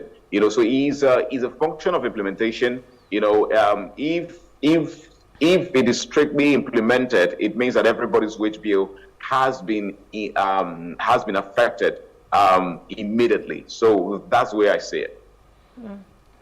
Okay, so Peter, I know that there are certain indices that made us, or that made the NLC and TUC reach this figure, which started from 1 million to 615 and now 494. If we're looking at, you know, inflation, right, and we expect that income should be increased as per how inflation goes, shouldn't we now move to a year-on-year basis, in the sense that for every time there is an inflation, for instance, if there's a 2% inflation, then my income should be increased as well? Do we always have to wait for that to expire in 5 years before we start to look at another minimum wage figure? No, we are not supposed to wait. But one other thing, just like what Frank alluded to, is that when I was Pengasi president, majorly I deal with those in the private sector. So majorly, we just have few companies like NNPC that is more the one that is government. But all others is from the private sector. And the challenge you face in all of this is that in Nigeria, we are the one that don't really care. We don't care about implementation. And that has to do with the government. What I discovered was that the private sector, majorly, you will have less of a problem dealing with them than dealing with the public sector, because government just don't follow the rules. So what you have is that minimum wage is a benchmark. That is the least you can pay. The minimum wage is not static.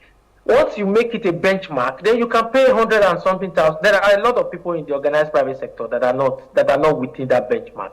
I can tell you that you will not have any member of TUC that is earning anything less than 100,000. Even as we are talking about minimum wage, right? I don't think there is even any that will be earning that. Even as we are talking about minimum wage now. And there are also some organized private sector who happens to be collateral damage as a result of this strike, who have even gone ahead from when they did the Naira float, from when you do the subsidy removal, who have also gone ahead to cushion the effect on their workers. Yeah. You made reference to those in the informal sector. Let me give you an example of someone that I know whose workers are in the informal sector. He has a driver. And now he pays the driver 80,000 naira. Then he gives the driver, that's the cash.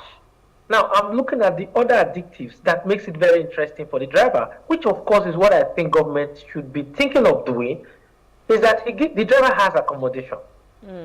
He provides accommodation for the driver. Then after providing accommodation for the driver, he also ensures that the driver does not have any need for transport challenges. So, and then the driver is entitled to 2 meals a day. So let's just say, for the sake of what we are talking about, let's say 2 meals a day comes to about 2,000 naira every day. So 2 meals a day times 24 days in the month comes to 48,000. Then he gives him a self-contained apartment for him to live, and let's assume that is 25,000 naira. But from where I know this guy lives, you can't pay 25,000 naira for a self-contained apartment. But for sake of this argument, let's say 25,000 naira. So you have 48,000 plus 25, which is 63, plus 80,000 naira, which is 143,000 naira, is what the driver is earning. So what is taxable is the 70 or 80,000 naira. The other things that comes around are not taxable, but they are also cushioning whatever effect that the economy will have on the driver. Are you going to tell me that driver is going to block the road and say the bus will not go out? No. So what we expect of government to do is to think outside of the box.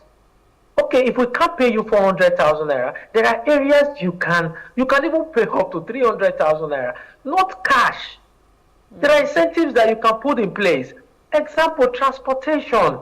If I know that, okay, my transportation out of my salary, government is now reducing it by as high as 40%, it's down by 40%. And then my healthcare, if you know what it is to treat malaria, just say malaria used to be 3,500 to 4,500. Now to treat malaria for a child, you are looking at about nothing less than 10 to 12,000 naira. When you have all of these challenges, government need to look at the areas they can lessen the burden on the ordinary Nigerians. It's not just the workers, because NSC and TUC, they're even less than 10% of the workforce. So they can always use the platform to fight for themselves. But we need to do it in such a way that even the ordinary man who has no access to, who is not being unionized, who has no platform, can also be a beneficiary. That's why sometimes you see the TUC coming up, supporting the NSC, and the NSC going on this hog. It's not really only about themselves, it's how they think that this whole thing can cascade down for everybody to benefit.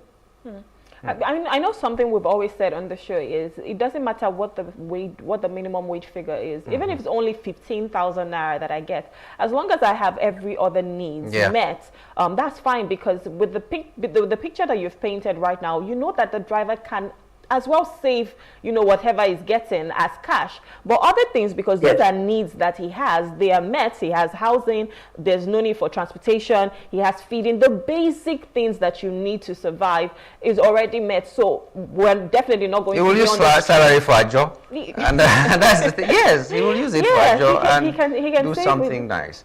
But I don't know. Let's go into specifics. I'll still stay with you, Mr. Esele.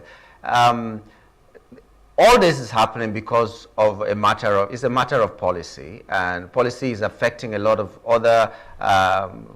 people. That's why we are where we are right now. Let's specifically see what these policies of the new administration, the present administration, has had on, say, Pengassan as a body.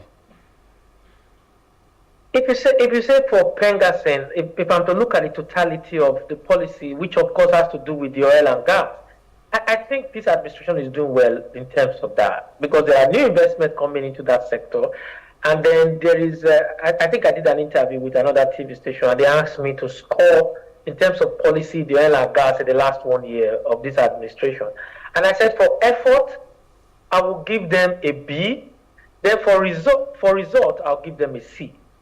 So why am I saying all of that? You are having more investment coming to that sector. That's one. You're having local players being encouraged to play in that sector. You have ExxonMobil now divesting, and you have Seplat, which is an indigenous company, taking over the ExxonMobil asset. I am a believer that we should encourage local investment, which will encourage Nigerians to be big-time players in that sector. Because if you do that, you are not going to have an example, a Frank and Sons in the oil and gas and having a $50 million. You had to use Frank. You had to use Frank. You had to use Frank. But I'm trying to understand. You're having the guy run away from Nigeria. Mr. Esele, I'm trying to understand this, because on the Punch newspaper this morning, Dangote is quoted as saying that the IOCs are not selling crude to his refinery. So if investors are coming and local players are being encouraged to play in that sector, why is this happening? What is going on? What is wrong? First of all, you have what they call forward sales. So forward sales is that the previous government borrowed so much cash, and what they do is that the way they can pay, you can pay your collateral, you use your crude, let me use the word crude oil as your collateral. So let's take, for example, we borrowed about 3 billion, I think it's about 3 billion or $2 billion from Exim Bank. And then the agreement is that we'll give Exim Bank 90,000 barrels every day. So what you have done, you have already mortgaged that 90,000 barrels every day. So what you have is that contract have been signed over the years. So Dangote coming in is also a failure of planning from our government. So what they are trying to do now is ramp up production. Dangote is not getting his crude oil from outside of the country. But I think in the long run, maybe in another 1 year, they will be able to resolve those teething issues. But the borrowing that we have been borrowing in the last 8 years, the only way we can get those money or can be able to borrow that amount of money is that we do what they call forward sales, or a sizable portion of our crude oil daily production is being used to pay off those debts. Sounds like our future has been sold already. Mortgage. Yeah, mortgage. Mortgage is the word. Yeah. Okay, so Frank, let's talk about the figure where the NLC and TUC stand right now. And in fact, when they were looking at this, the moment they arrived at 615. They had a breakdown, and the breakdown says, about 270,000 naira for 30 days was benchmarked for food, 110,000 naira for transportation. And let's say this is like a family of 4 thereabouts. So I don't even know if 270,000 naira is okay for food right now, because if you go to the market, it's a different story that's there. Others are electricity and power, which is about 20,000 naira. I don't know if that can, that's okay for a month. Accommodation is at 40,000 naira. I don't know where that person is going to live. Definitely not maybe here on the island in Lagos, maybe outskirts or Ogun State. Utility, which is water, about 10,000 naira. Gas or kerosene is 35,000 naira. Clothing is 20,000 naira. Education is 50,000 naira. Maybe that's for one child. Sanitation, 10,000 naira. I don't know what Loma is taking right now. Medicals is at 50,000 naira, resulting to a total sum of 615. So that was when they were still at that figure. Now it stands at 494,000 naira. If we're looking at, you know, the lives, the standard of living for Nigerians, I know we might say, you know, this figure that we're calling is a little bit unrealistic, but don't you think it's high time that the government looks at, you know, where people are right now, their economic reality, and say, okay, let's have a substantial figure. That figure might not be 494,000 naira, but it's something that is substantial, that people can have their needs met.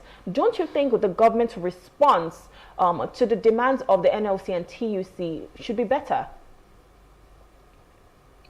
You're absolutely right about that. The government response being a lot better than what it is. You know, I was listening to Minister of Finance Wale Edu the other day, and of all the things that he said, the only thing that resonated was that the government was at a loss at what to do to reduce inflation.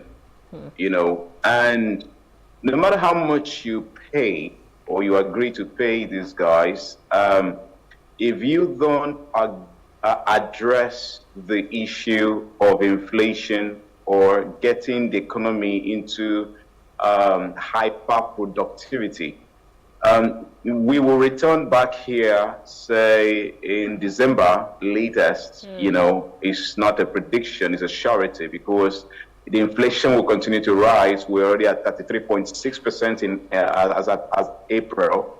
All right. So I don't know what the numbers in May are going to look like. I don't know what the numbers in June are going to look like. But from where I stand, it doesn't look good. As of yesterday, the exchange rate was at 1,400, slightly above 1,400 naira. You know, and so long as companies aren't productive, so long as we keep waking up to news about companies leaving. Yesterday, Kimberly-Clark, the makers of Huggies, sacked about 90% of their workers, you know, in preparation of their exit from Nigeria. However you want to look at that the optics are wrong, you know. And then we get the news that Total Energies, you know, takes that have been in the country for a long time, you know, decides to do a major project of about $6 billion, and is looking outside the country, you know. Those doesn't look good. What we need to address as a matter of urgency is the production level of our manufacturing sector. Until those guys are back at work, doing what they are supposed to be doing, you know, being productive, until we address issues in the health sector, you know, workers living in droves, you know, compounding the issues, the pressures that sector is facing right now. Until we address issues in education, until we address issues most especially in agriculture, security, most importantly. If we don't address security to ensure that our farmers go back to the farms, of course, food inflation will continue to rise, because farmers can't go to farms where their lives are in danger, where they have to pay a lot of money to do harvesting, to harvest the crops that they planted, you know. So they can't keep doing that, and then we expect things to change, you know. So the demands that the NLC is making is as a result of the failure of the government to address the basics, which is get the economy back to productive levels, get the reduced inflation. And over time, we have seen here and there some form of movement from the CBN and from other agencies trying to, you know, clamp down on some people who are doing Forex and all of that. Those are just not those are not the things that are going to address these things as for a long time. You need the physical aspect of this economy functioning at the maximum. You need it. And that's why I was a bit disappointed listening to Wale Edu, not having any idea that is urgent enough that can, make things work. Everything I heard was just platitudes and, regrets and all of that, things that just did not add up. So you need people who can articulate. You need people who can articulate a new direction of where this economy needs to get to urgently. Now, the average Nigerian needs food on the table now. That's what NLC is talking about. NLC is representing millions of workers. That's what they are talking about. Their members can't feed. You watch videos every day of people who are saying, "Oh, we can't go to the market again because a lot of things are very, very expensive." Transportation is so super expensive. And the government has made a lot of promises that it has yet to keep. It's 1 year. How long do you take for you to start making things move? You've talked about CNG. You want to turn buses into CNG to reduce cost of transport or whatever and all that. Why are you still talking? Why aren't you working already? Why aren't you doing stuff? Why aren't we seeing those buses on the road already? That's what we need to see. But Frank, just a moment. The federal government has come out to say to boost manufacturing and so many other things, make the place conducive for producers or manufacturers. They're going to float a loan scheme, sort of, that will have one digit, that is 9%. 9%, yes. Instead of the approved 26-point-something% that the CBN is talking about, the federal government is offering loans for 9%. Do you think that will be a booster to the production level in our country? The challenge I have with all of those things is that they are still at the talking level. I don't know why they are talking.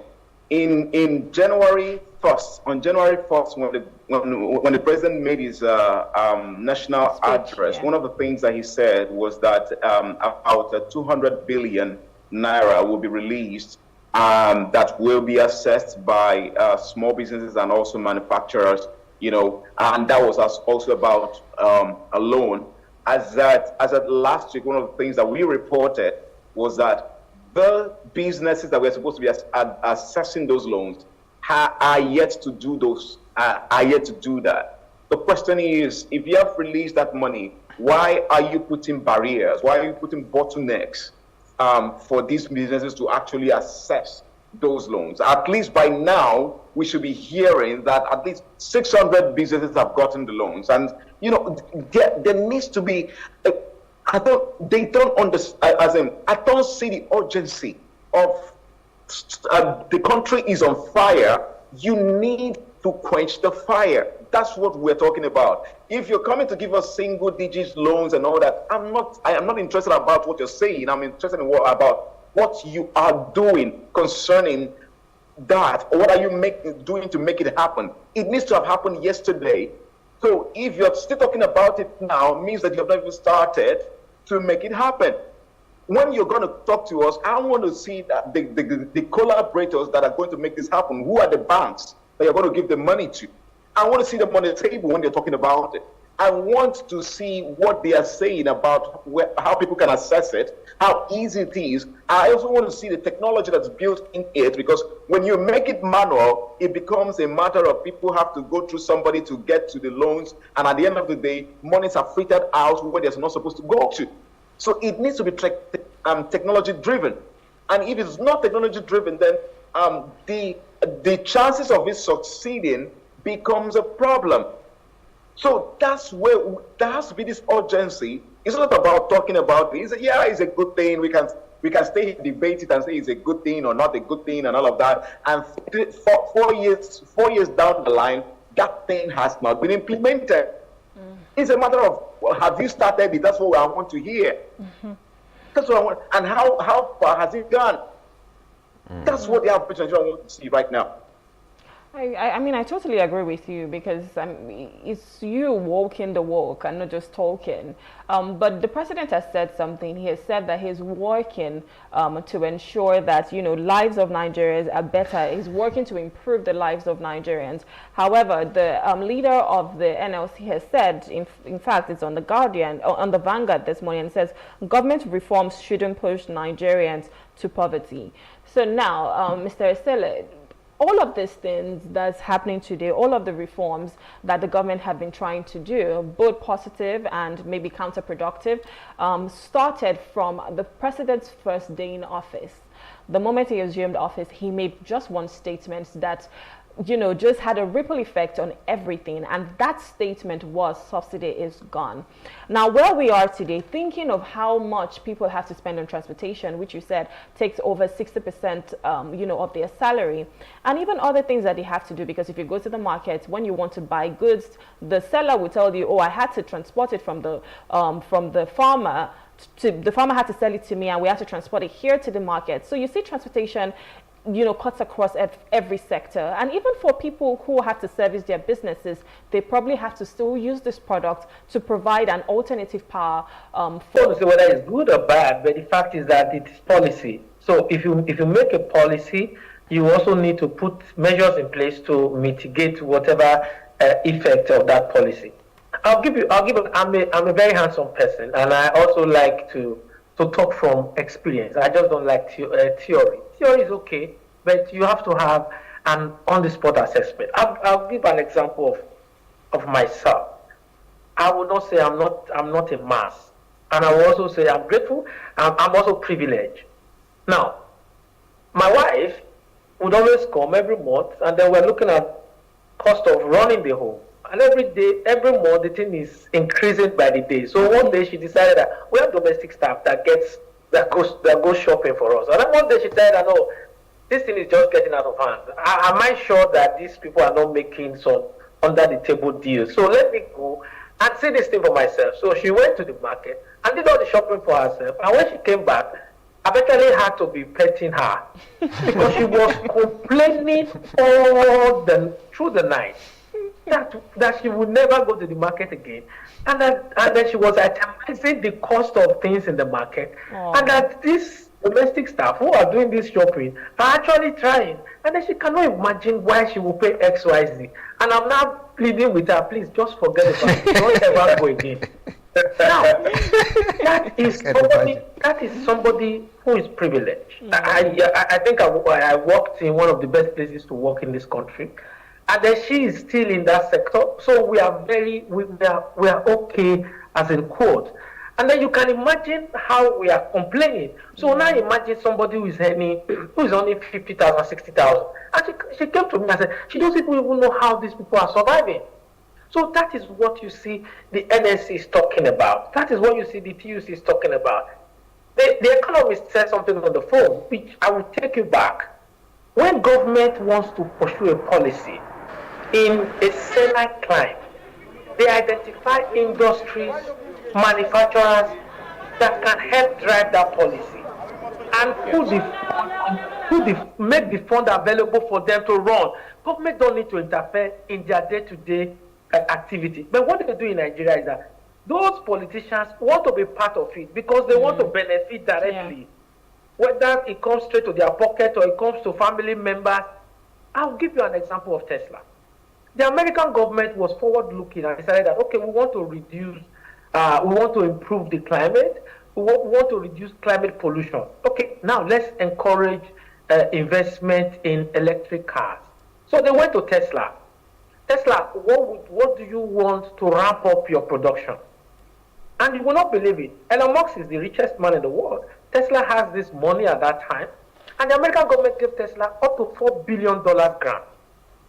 Tesla is going to pay back, yes. That payback, the grant is such a way that the company will ramp up production and it will be stress-free, sometimes at a zero interest. That is how they do what they do in other parts of the world. If you decided IT is an area where you want to concentrate on, Nigeria right now is supposed to be an IT shop. Just encourage All the young boys, you want to go to university, this is what we want you to study. This is how we want Nigeria to be. Indians did it. The poverty capital of the world used to be India. First time it used to be China. Yeah. What did they do? They had a concentrated effort. They were intentional that we're going to move our people out of poverty. And over a period of time, China is the second largest economy in the world. And in the next 10 years, India is going to be there because they are knocking at the door seriously. India has gone to the moon. So these are the things that we say government should do. Policies that not just workers are not, NSCTC, I will tell you, they are not fixated on 494,000. I'm happy when you broke it down. Yeah. You also agree that it depends upon where you are living. You can't live in a self-contained apartment on the island and you say you can't pay anything less than 800,000. That's also depending upon the area you are also going to stay. Sango, Tedo, Mowe, Iba, all those areas are where you can get 800,000. If you are staying in Lekki Axis and towards Chevron, you are not going to spend anything less than $1 million for a self-contained apartment. So Okay. Let's cut it short, Mr. Esele. Let's cut it short because we're running out of time, and I'm sure we're going to ask both of you the same question. If you were to advise government, what would you say the minimum wage should be and why? I'm not going to put a figure because no figure you are going to put right now that it will be enough. But the fact is, government go to the basics and deal with those things that affect workers. You can pay 1 million naira without paying 1 million naira cash by doing the heavy lifting that is around the workers. Sure. Yes, I agree with Mr. Peter. I think that it is not about the amount that you put on there. Even if you pay them 100,000 and then they keep paying for electricity that is very high, they keep there's no access to wherever they're going to work or something, you know. So they're going to that money is going to leave them within 2 weeks. You know, I'm going into the week. I think what's for me important is that the optics have to be right. The government needs to show some sense of we are in it with you.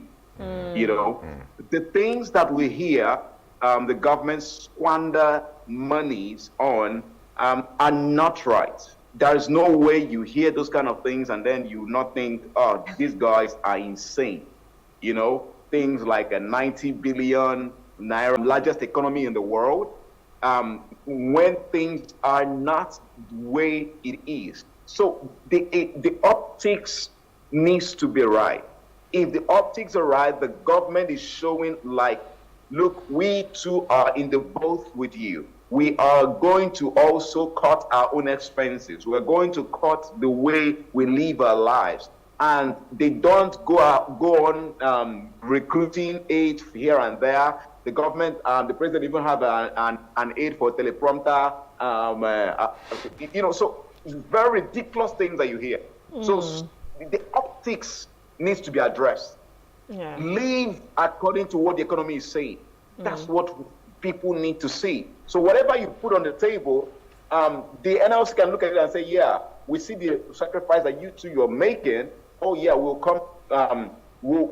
come meet you at this certain level, and then you go ahead and take the monies that you have borrowed and use them for what they are supposed to be used for. If it's for infrastructure, put infrastructure there, supposed to be used for. If it's for infrastructure, put infrastructure there. Let's not hear stories about that. All right. I think at the end of the day, everyone wants what's best for Nigeria. I'm sure the NLC and TUC, the fight that they're fighting right now is just for the common man in Nigeria. And we hope that the government, you know, understands this. And whatever agreement you're trying to have with them, you know, shows that they're in with us. They're in this boat, according to Frank. They're in the boat with us, holding our hands and saying, you know, we can all do it together. And we're looking forward to a more prosperous Nigeria. Gentlemen, we want to say thank you for coming. Peter and Frank, thank you so much. Thank you. It was lovely having a conversation with you. Thank you. Thank you for having me. Thank you. Thank you. Thank you for having us. All right, we've been speaking with Peter Esele. He's a former TUC and Pengassan president, and we're also speaking with Frank Eleanya. He's an economic analyst and also a company analyst at Tech Cabal. And we've just been talking about the impact on the minimum wage and what the NLC and TUC have been fighting for, which is a better agreement with the federal government. This is where we have to wrap it up on the show today. Thank you for having a break. Tomorrow we need to come and be smiling. Tomorrow we need to come and be smiling that Nigeria is better. Let's do it again tomorrow. My name is Nyamgu Lagaji. Have an amazing day.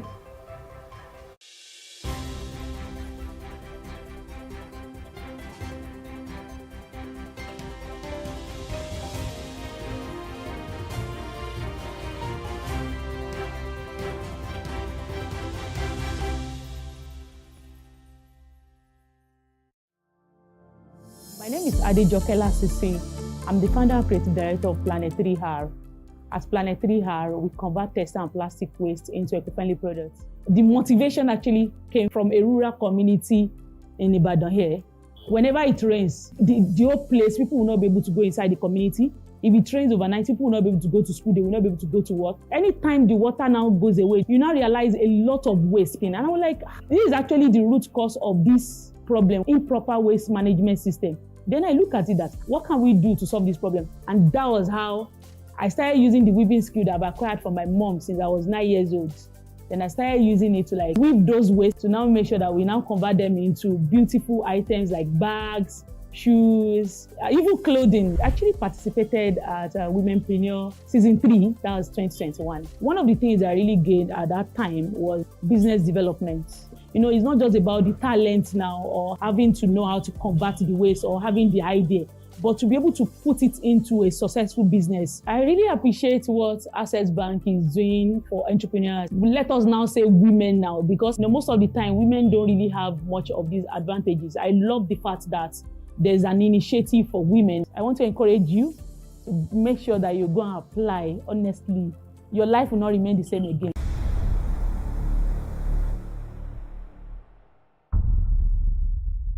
An African girl somewhere is sitting at home, accompanied by dreams that seem so far away. Africa is one of the continents with the highest out-of-school percentage in education, and girls are at an early disadvantage. The sub-Saharan Africa records about 18 million out-of-school girls. This gender gap extends to the tech space with a projection of only a 33% global female workforce representation in tech firms for 2022. Let us help change the stories and numbers. Africa Agility's Project Train a Girl campaign is working to help train African girls in tech. You can donate as little as $2 or 2,000 naira to help a girl in tech get her heels in the door. Visit www.africaagility.rallyup.com/PTAG to donate.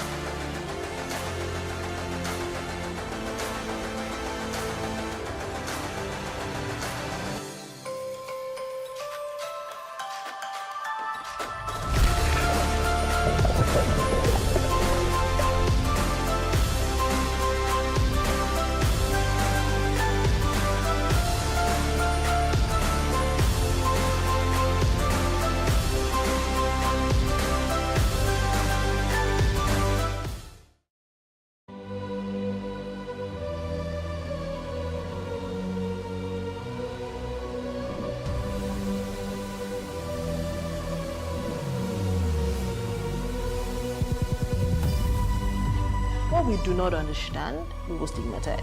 What you can see is the remaining of the tanker that exploded. The suspect equally confessed.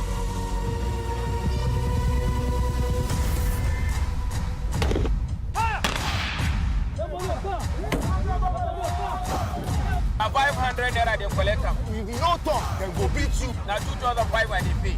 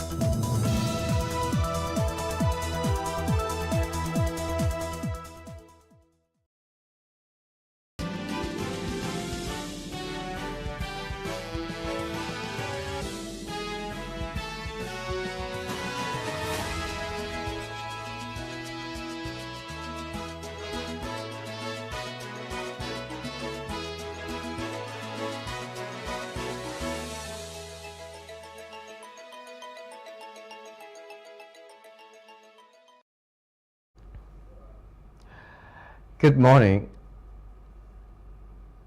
and welcome to the news brief.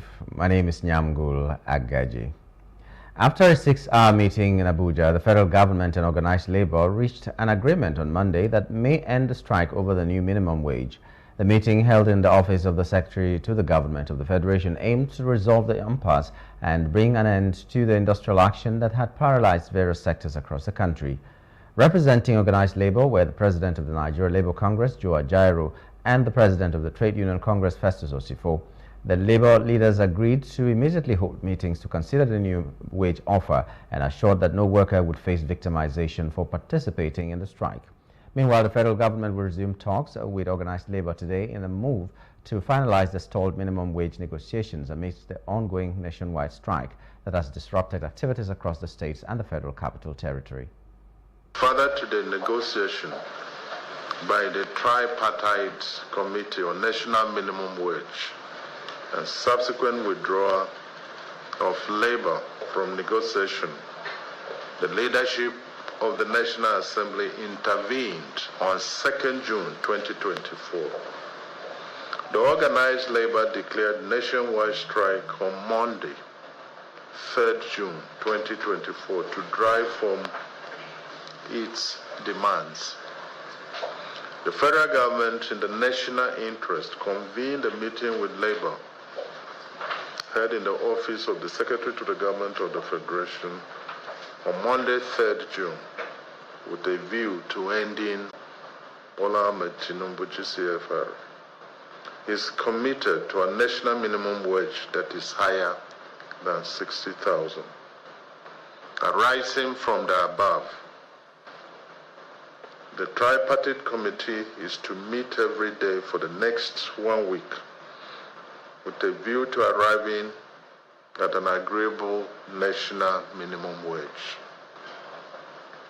Labor, in deference to the high esteem of the President, Commander-in-Chief of the Armed Forces, its organs immediately to consider this commitment. And for no worker will be victimized as a result of the industrial action. Down in Abuja on the 3rd of June 2024. And this document is signed for the federal government by the Minister of Information and National Orientation and the Honorable Minister of State for Labor and Employment. For the organized labor, President Nigeria Labour Congress, President Trade Union Congress. Let me reassure Nigerians that we have had a very realistic and patriotic meeting, and the results will be very, very manifest soon.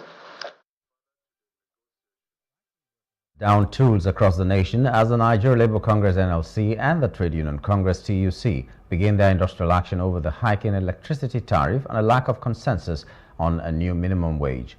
While the National Assembly had stepped in at the last minute to avoid the industrial action declared on Friday, the discussions ended in a stalemate, leading to the commencement of the strike.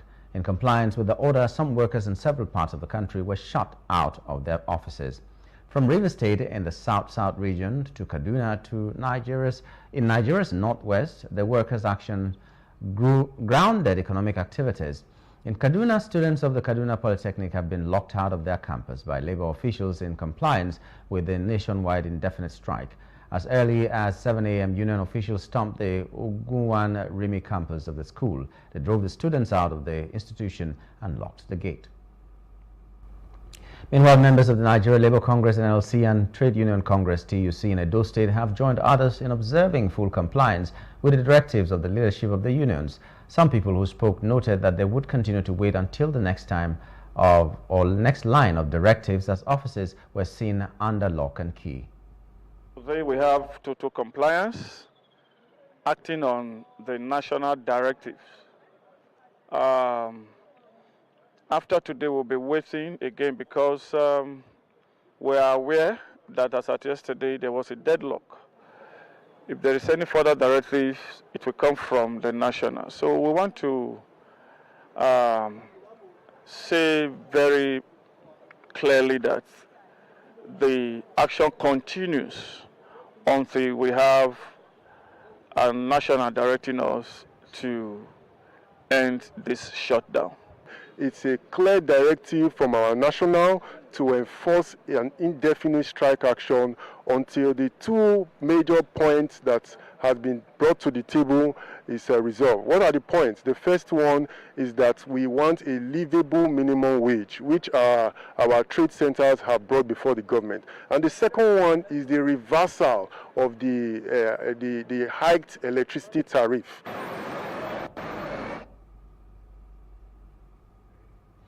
The state government expressed its reservation about the strike.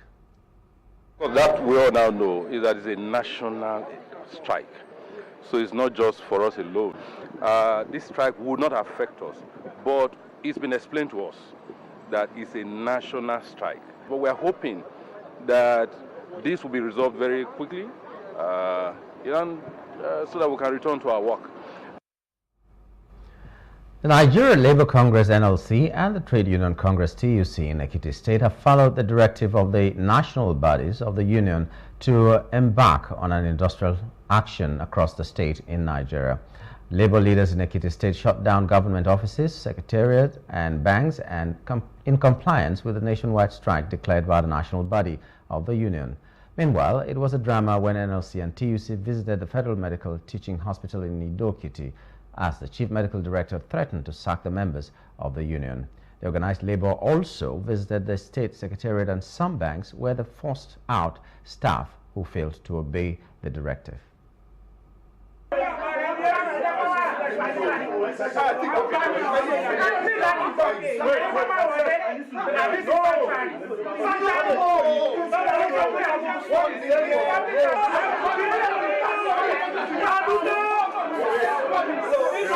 They are sending us to slave in our own land. They are turning us to slave in our own land. The power of unity is there for us. And that's why we are here. In unity we stand, and division will fall. And we are going to tell whoever that is concerned here that what is going on here is not your own directive. It's the directive from our own national. It's the directive from the state. And it's the directive that we need minimum wage and it has to be given. And how much are we clamoring for? How much are we saying? They say the salary cannot take us anywhere. Things are very hard. But this government, these people, these politicians, they are recalcitrant, and we are fed up. So on this issue of this minimum wage, we are resilient, and we are going to follow it to the letter until our demands are met. We move now to Osun State, where the state workers joined their counterparts across the country to observe the indefinite strike declared by the Nigeria Labour Congress and Trade Union Congress. They were denied entrance into the state government secretariat at Abere by the union leaders, who have already converged on the gate of the secretariat as early as 8 o'clock in the morning. National Grid in Osogbo was also shut down as the entire state was in total blackout, and also some commercial banks in the state were under lock and key, leaving their customers stranded. While speaking, Osun State Chairman of Nigeria Union of Local Government Employees, NOLGE, Kehinde Nathaniel, said the amount proposed by the federal government is not acceptable with the current economic situation in the country. Also speaking, Lagos Generation and Transmission Administrative Council Tijani Okunloye lamented that Nigerian workers are now living from hand to mouth, as their salary can no longer sustain them as a result of hiking price of goods and services. They vowed to continue the industrial action until federal government accede to their demands. The minimum wage that we have been using as I think has expired since 2019.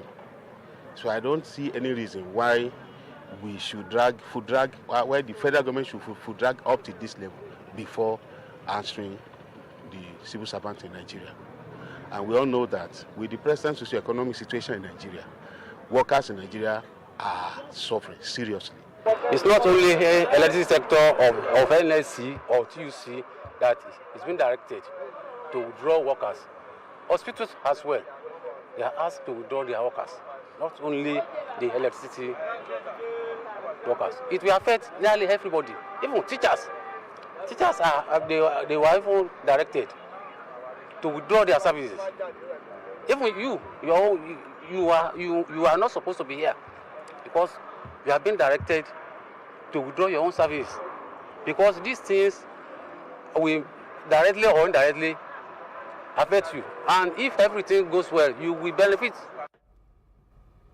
In a bid to facilitate a violent-free election, promote peaceful coexistence and strengthen social integration in Nigeria, the Kuka Center and the National Peace Committee, NPC.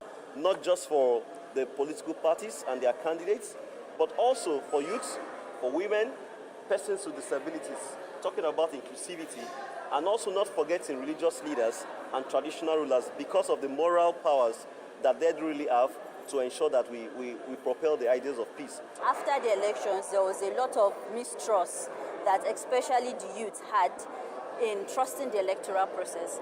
And we also saw from research that had impacted the elections in Bayelsa, Kogi, and Imo State. So to address these issues, it's important that we come back and sit on the table. Yes, things didn't go the way we want them. Who have won should also appreciate the fact that it was a contest that anybody could have won. So I advise the candidates who lost in the election to prepare for another opportunity. The President, Tinubu, has extended his congratulations to the Nigerian Navy on its 68th anniversary, commending it as a capable cornerstone in both the nation as a whole and the maritime environment.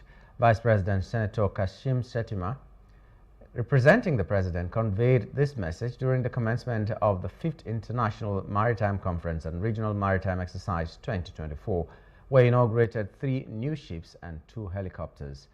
Additionally, Vice Admiral Emmanuel Ikechukwu-Ogala, the Chief of Naval Staff, addressed the significance of the anniversary.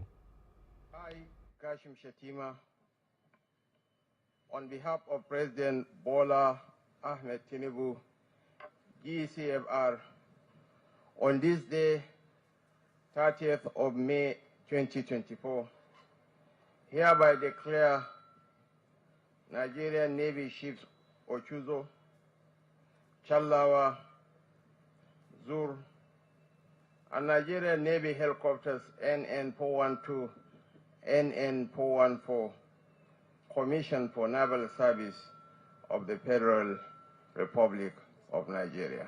That particularly our former service chiefs, the icons of the Navy, members of Naval Officers' Wives Association, captains of industry, gentlemen of the press, distinguished ladies and gentlemen. The Regional Maritime Exercise 2024, codenamed Exercise Abo Okun, is the flagship maritime exercise hosted by the Nigerian Navy to commemorate our yearly anniversary celebration. This year, we have 15 ships participating, with 3 from both China, Brazil, and Cameroon, while 12 ships from the Nigerian Navy and 2 helicopters are participating in the exercise. It is pleasing to note that the synergy from international cooperation of this nature has been pivotal in significantly reducing incidences of maritime crimes. More than 10 exceptional students from the Federal University of Technology Akure Secondary School have received a donation of 10 laptops and other materials through the A Laptop for Every African program, A-LEAP. The A-LEAP is a project initiated by the Blanche Talent Program to provide laptops to talented and ambitious individuals in Africa who lack the necessary tools and resources to enhance their technological skills. During the inaugural event held in Akure, the CEO of Blanche, George Omosun, emphasized that the primary objective is to assist young Africans, starting with Nigeria and Ghana, in gaining access to laptops and mentorship. During a capacity building talk, Omosun urged the students to believe in their dreams as they can achieve all they aspire to be. This support will enable them to be better equipped to seize opportunities in the information age. I want to give you guys a quick a little brief fundamental into tech for those of you, again, who are looking at getting into tech and are wondering, okay, this tech thing that I've heard, what are the things I can do, right? I'll try and make it as simple as possible. When I was your age, I didn't have anyone to really break it down, to me like this, but I'll try and make it as simple as possible for you. So in tech, in today's world, there are about 3 things that you might be considering getting into. Core tech, right? I'm not referring to things like graphic designing and all of that, which you need a laptop for. I'm talking about engineering, right? So if you're looking at getting into engineering. So one of the things that you might be considering is called software engineering. Can I hear you say software engineering? Okay, so software engineering has 2 major parts. But first of all, let me describe what it is. Is the ability to build software. What is software? Software are, the mobile apps that we use, the websites. If you have WhatsApp or you've heard of it, Instagram. There is a need to create space for the younger generation to make a meaningful impact in the overall efforts towards creating awareness about the scourge of cancer and its prevention. The government must therefore provide the youths with the right knowledge and tools so they would be empowered and become proactive health advocates and compassionate individuals in their communities. This was emphasized in Abuja at the inauguration of the Komode Cancer Champions Club in Nigeria secondary schools. Details in this report. At an elaborate launch of the club in Model Secondary School in Maitama, Abuja, Dr. Dennis Ejo, a renowned cancer survivor and driving force behind the initiative, harped on the importance of early education about cancer and removing the stigma surrounding it.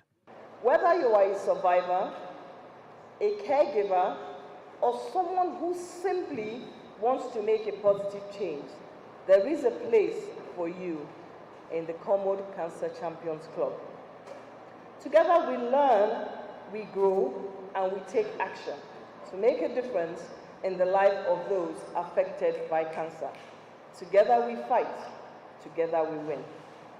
So, my fellow champions, I will encourage you today to embrace this opportunity with an open heart and open mind. Let us stand together in solidarity, unite against cancer in our commitment to make a difference. While appreciating this laudable drive, other speakers expressed hope that governments at all levels will collaborate with health professionals, agencies, and stakeholders for the prevention and early detection of cancer and leverage existing health infrastructure to reverse the cases of cancer in the country. They expressed hope that the Cancer Champions Club in schools will offer comprehensive education on cancer and address the disease from its medical aspects to social implications. As the author of these books, an advocate of cancer awareness, I've seen firsthand and the incredible impact that young people like yourself can have in the fight for cancer. But before we delve into the details, let us share a bit about why this cause is so near and dear to me. You see, I have lost so many good friends to cancer. But when I met my dearest Dr. Dennis, who is living with cancer, he triggered the urge to do something special about it. So I started researching, writing and speaking about cancer awareness, not because it's easy, but because it is very, very necessary. Over 100 students of Model Secondary School were inducted into the Cancer Champions Club as a pilot to be replicated across the country. Some of the visibly excited cancer champions are determined to take the message of hope to their communities. I learned that cancer is the disorder in the cell of the movement of the body. And cancer, it helps us with the awareness. And I've learned that cancer is awareness. Cancer is a disease that is caused by disorder in the growth or the movement of cells in the body, which is harmful to our health normally. Just anybody that hears of cancer will know that cancer is deadly. But we have learned today that it's deadly, yes, but there's a way we can cure, not ultimately cure, but we can also prevent the spread of cancer. Anybody in secondary school are starting points, and then we'll build, and from there we'll be able to find out, because we want the children to determine how we build the This is our launching program, And I'm very excited that I did it in this school in Nigeria. The students-led Cormode Cancer Champions Club will be dedicated to raising awareness and providing support to those affected by the disease, while also empowering students to take responsibility in the immediate communities. Please stay with us as we take a short commercial break.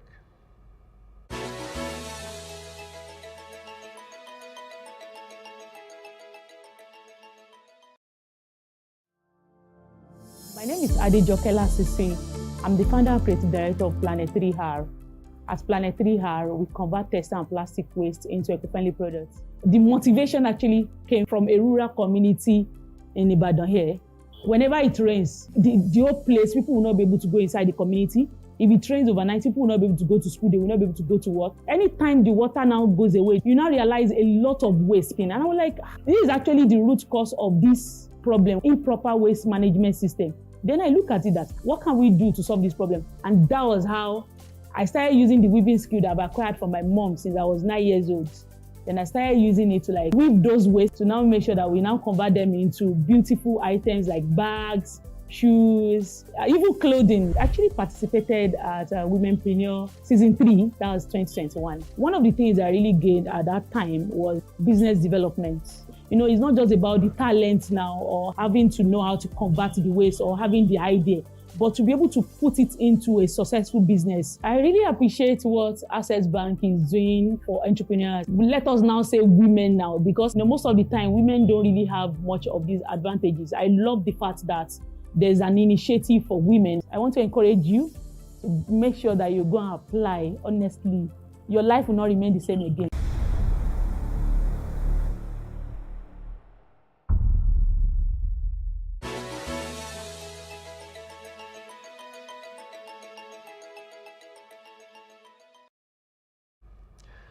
Outside Africa now, Israeli Prime Minister Benjamin Netanyahu denied on Monday that he had been pressured by his coalition government to reject a ceasefire deal following U.S. President Joe Biden's announcement of a proposed agreement to end the fighting in Gaza. In business news, the Organization of Petroleum Exporting Countries, OPEC, has extended the production quota of 1.5 million barrels of crude per day for Nigeria to 2025. The Intergovernmental Organization announced the extension at its 37th OPEC and non-OPEC ministerial meeting. As part of the resolutions at its last ministerial meeting on November 30, 2023, the oil cartel increased Nigeria's production level to 1.5 million barrels per day for 2024. Earlier, OPEC said Nigeria's production level of 1.5 million barrels per day should be maintained from January 1, 2025 to December 31, 2025. And that's the news brief. For more stories, please follow us on Facebook, X, and Instagram, and do subscribe to our YouTube channel at Plus TV Africa and Plus TV Africa Lifestyle. You can also view us from Limex on limex.tv and Glow TV apps anywhere in the world. My name is Nyamgul Agaji. Thank you for being there.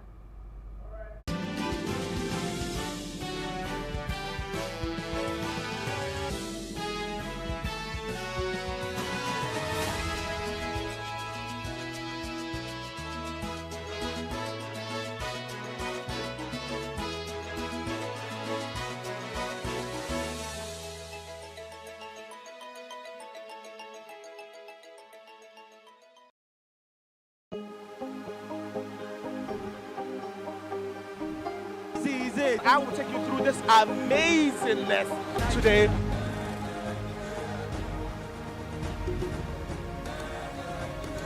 Welcome to Plus Trending. I am Bukky November, your host, saying thank you for joining us on today's episode. Welcome back. It's tea time on Plus TV Africa. Practice makes perfect. I'm not perfect yet, but I'm a lot better than I used to be. He's a king. He's entitled to marry 100 if he wants to.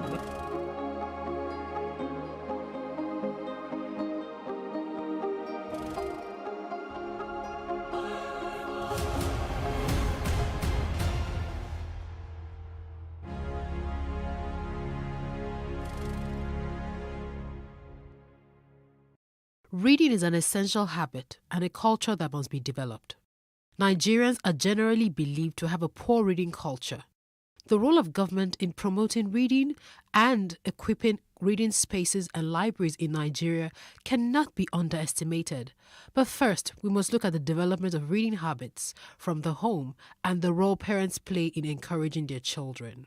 My parents, my mom used to be a teacher, so reading was obviously part of a curriculum. And then my father used to be a professor and is an author. So I started reading very, very early, and I started reading books that were higher than my age grade.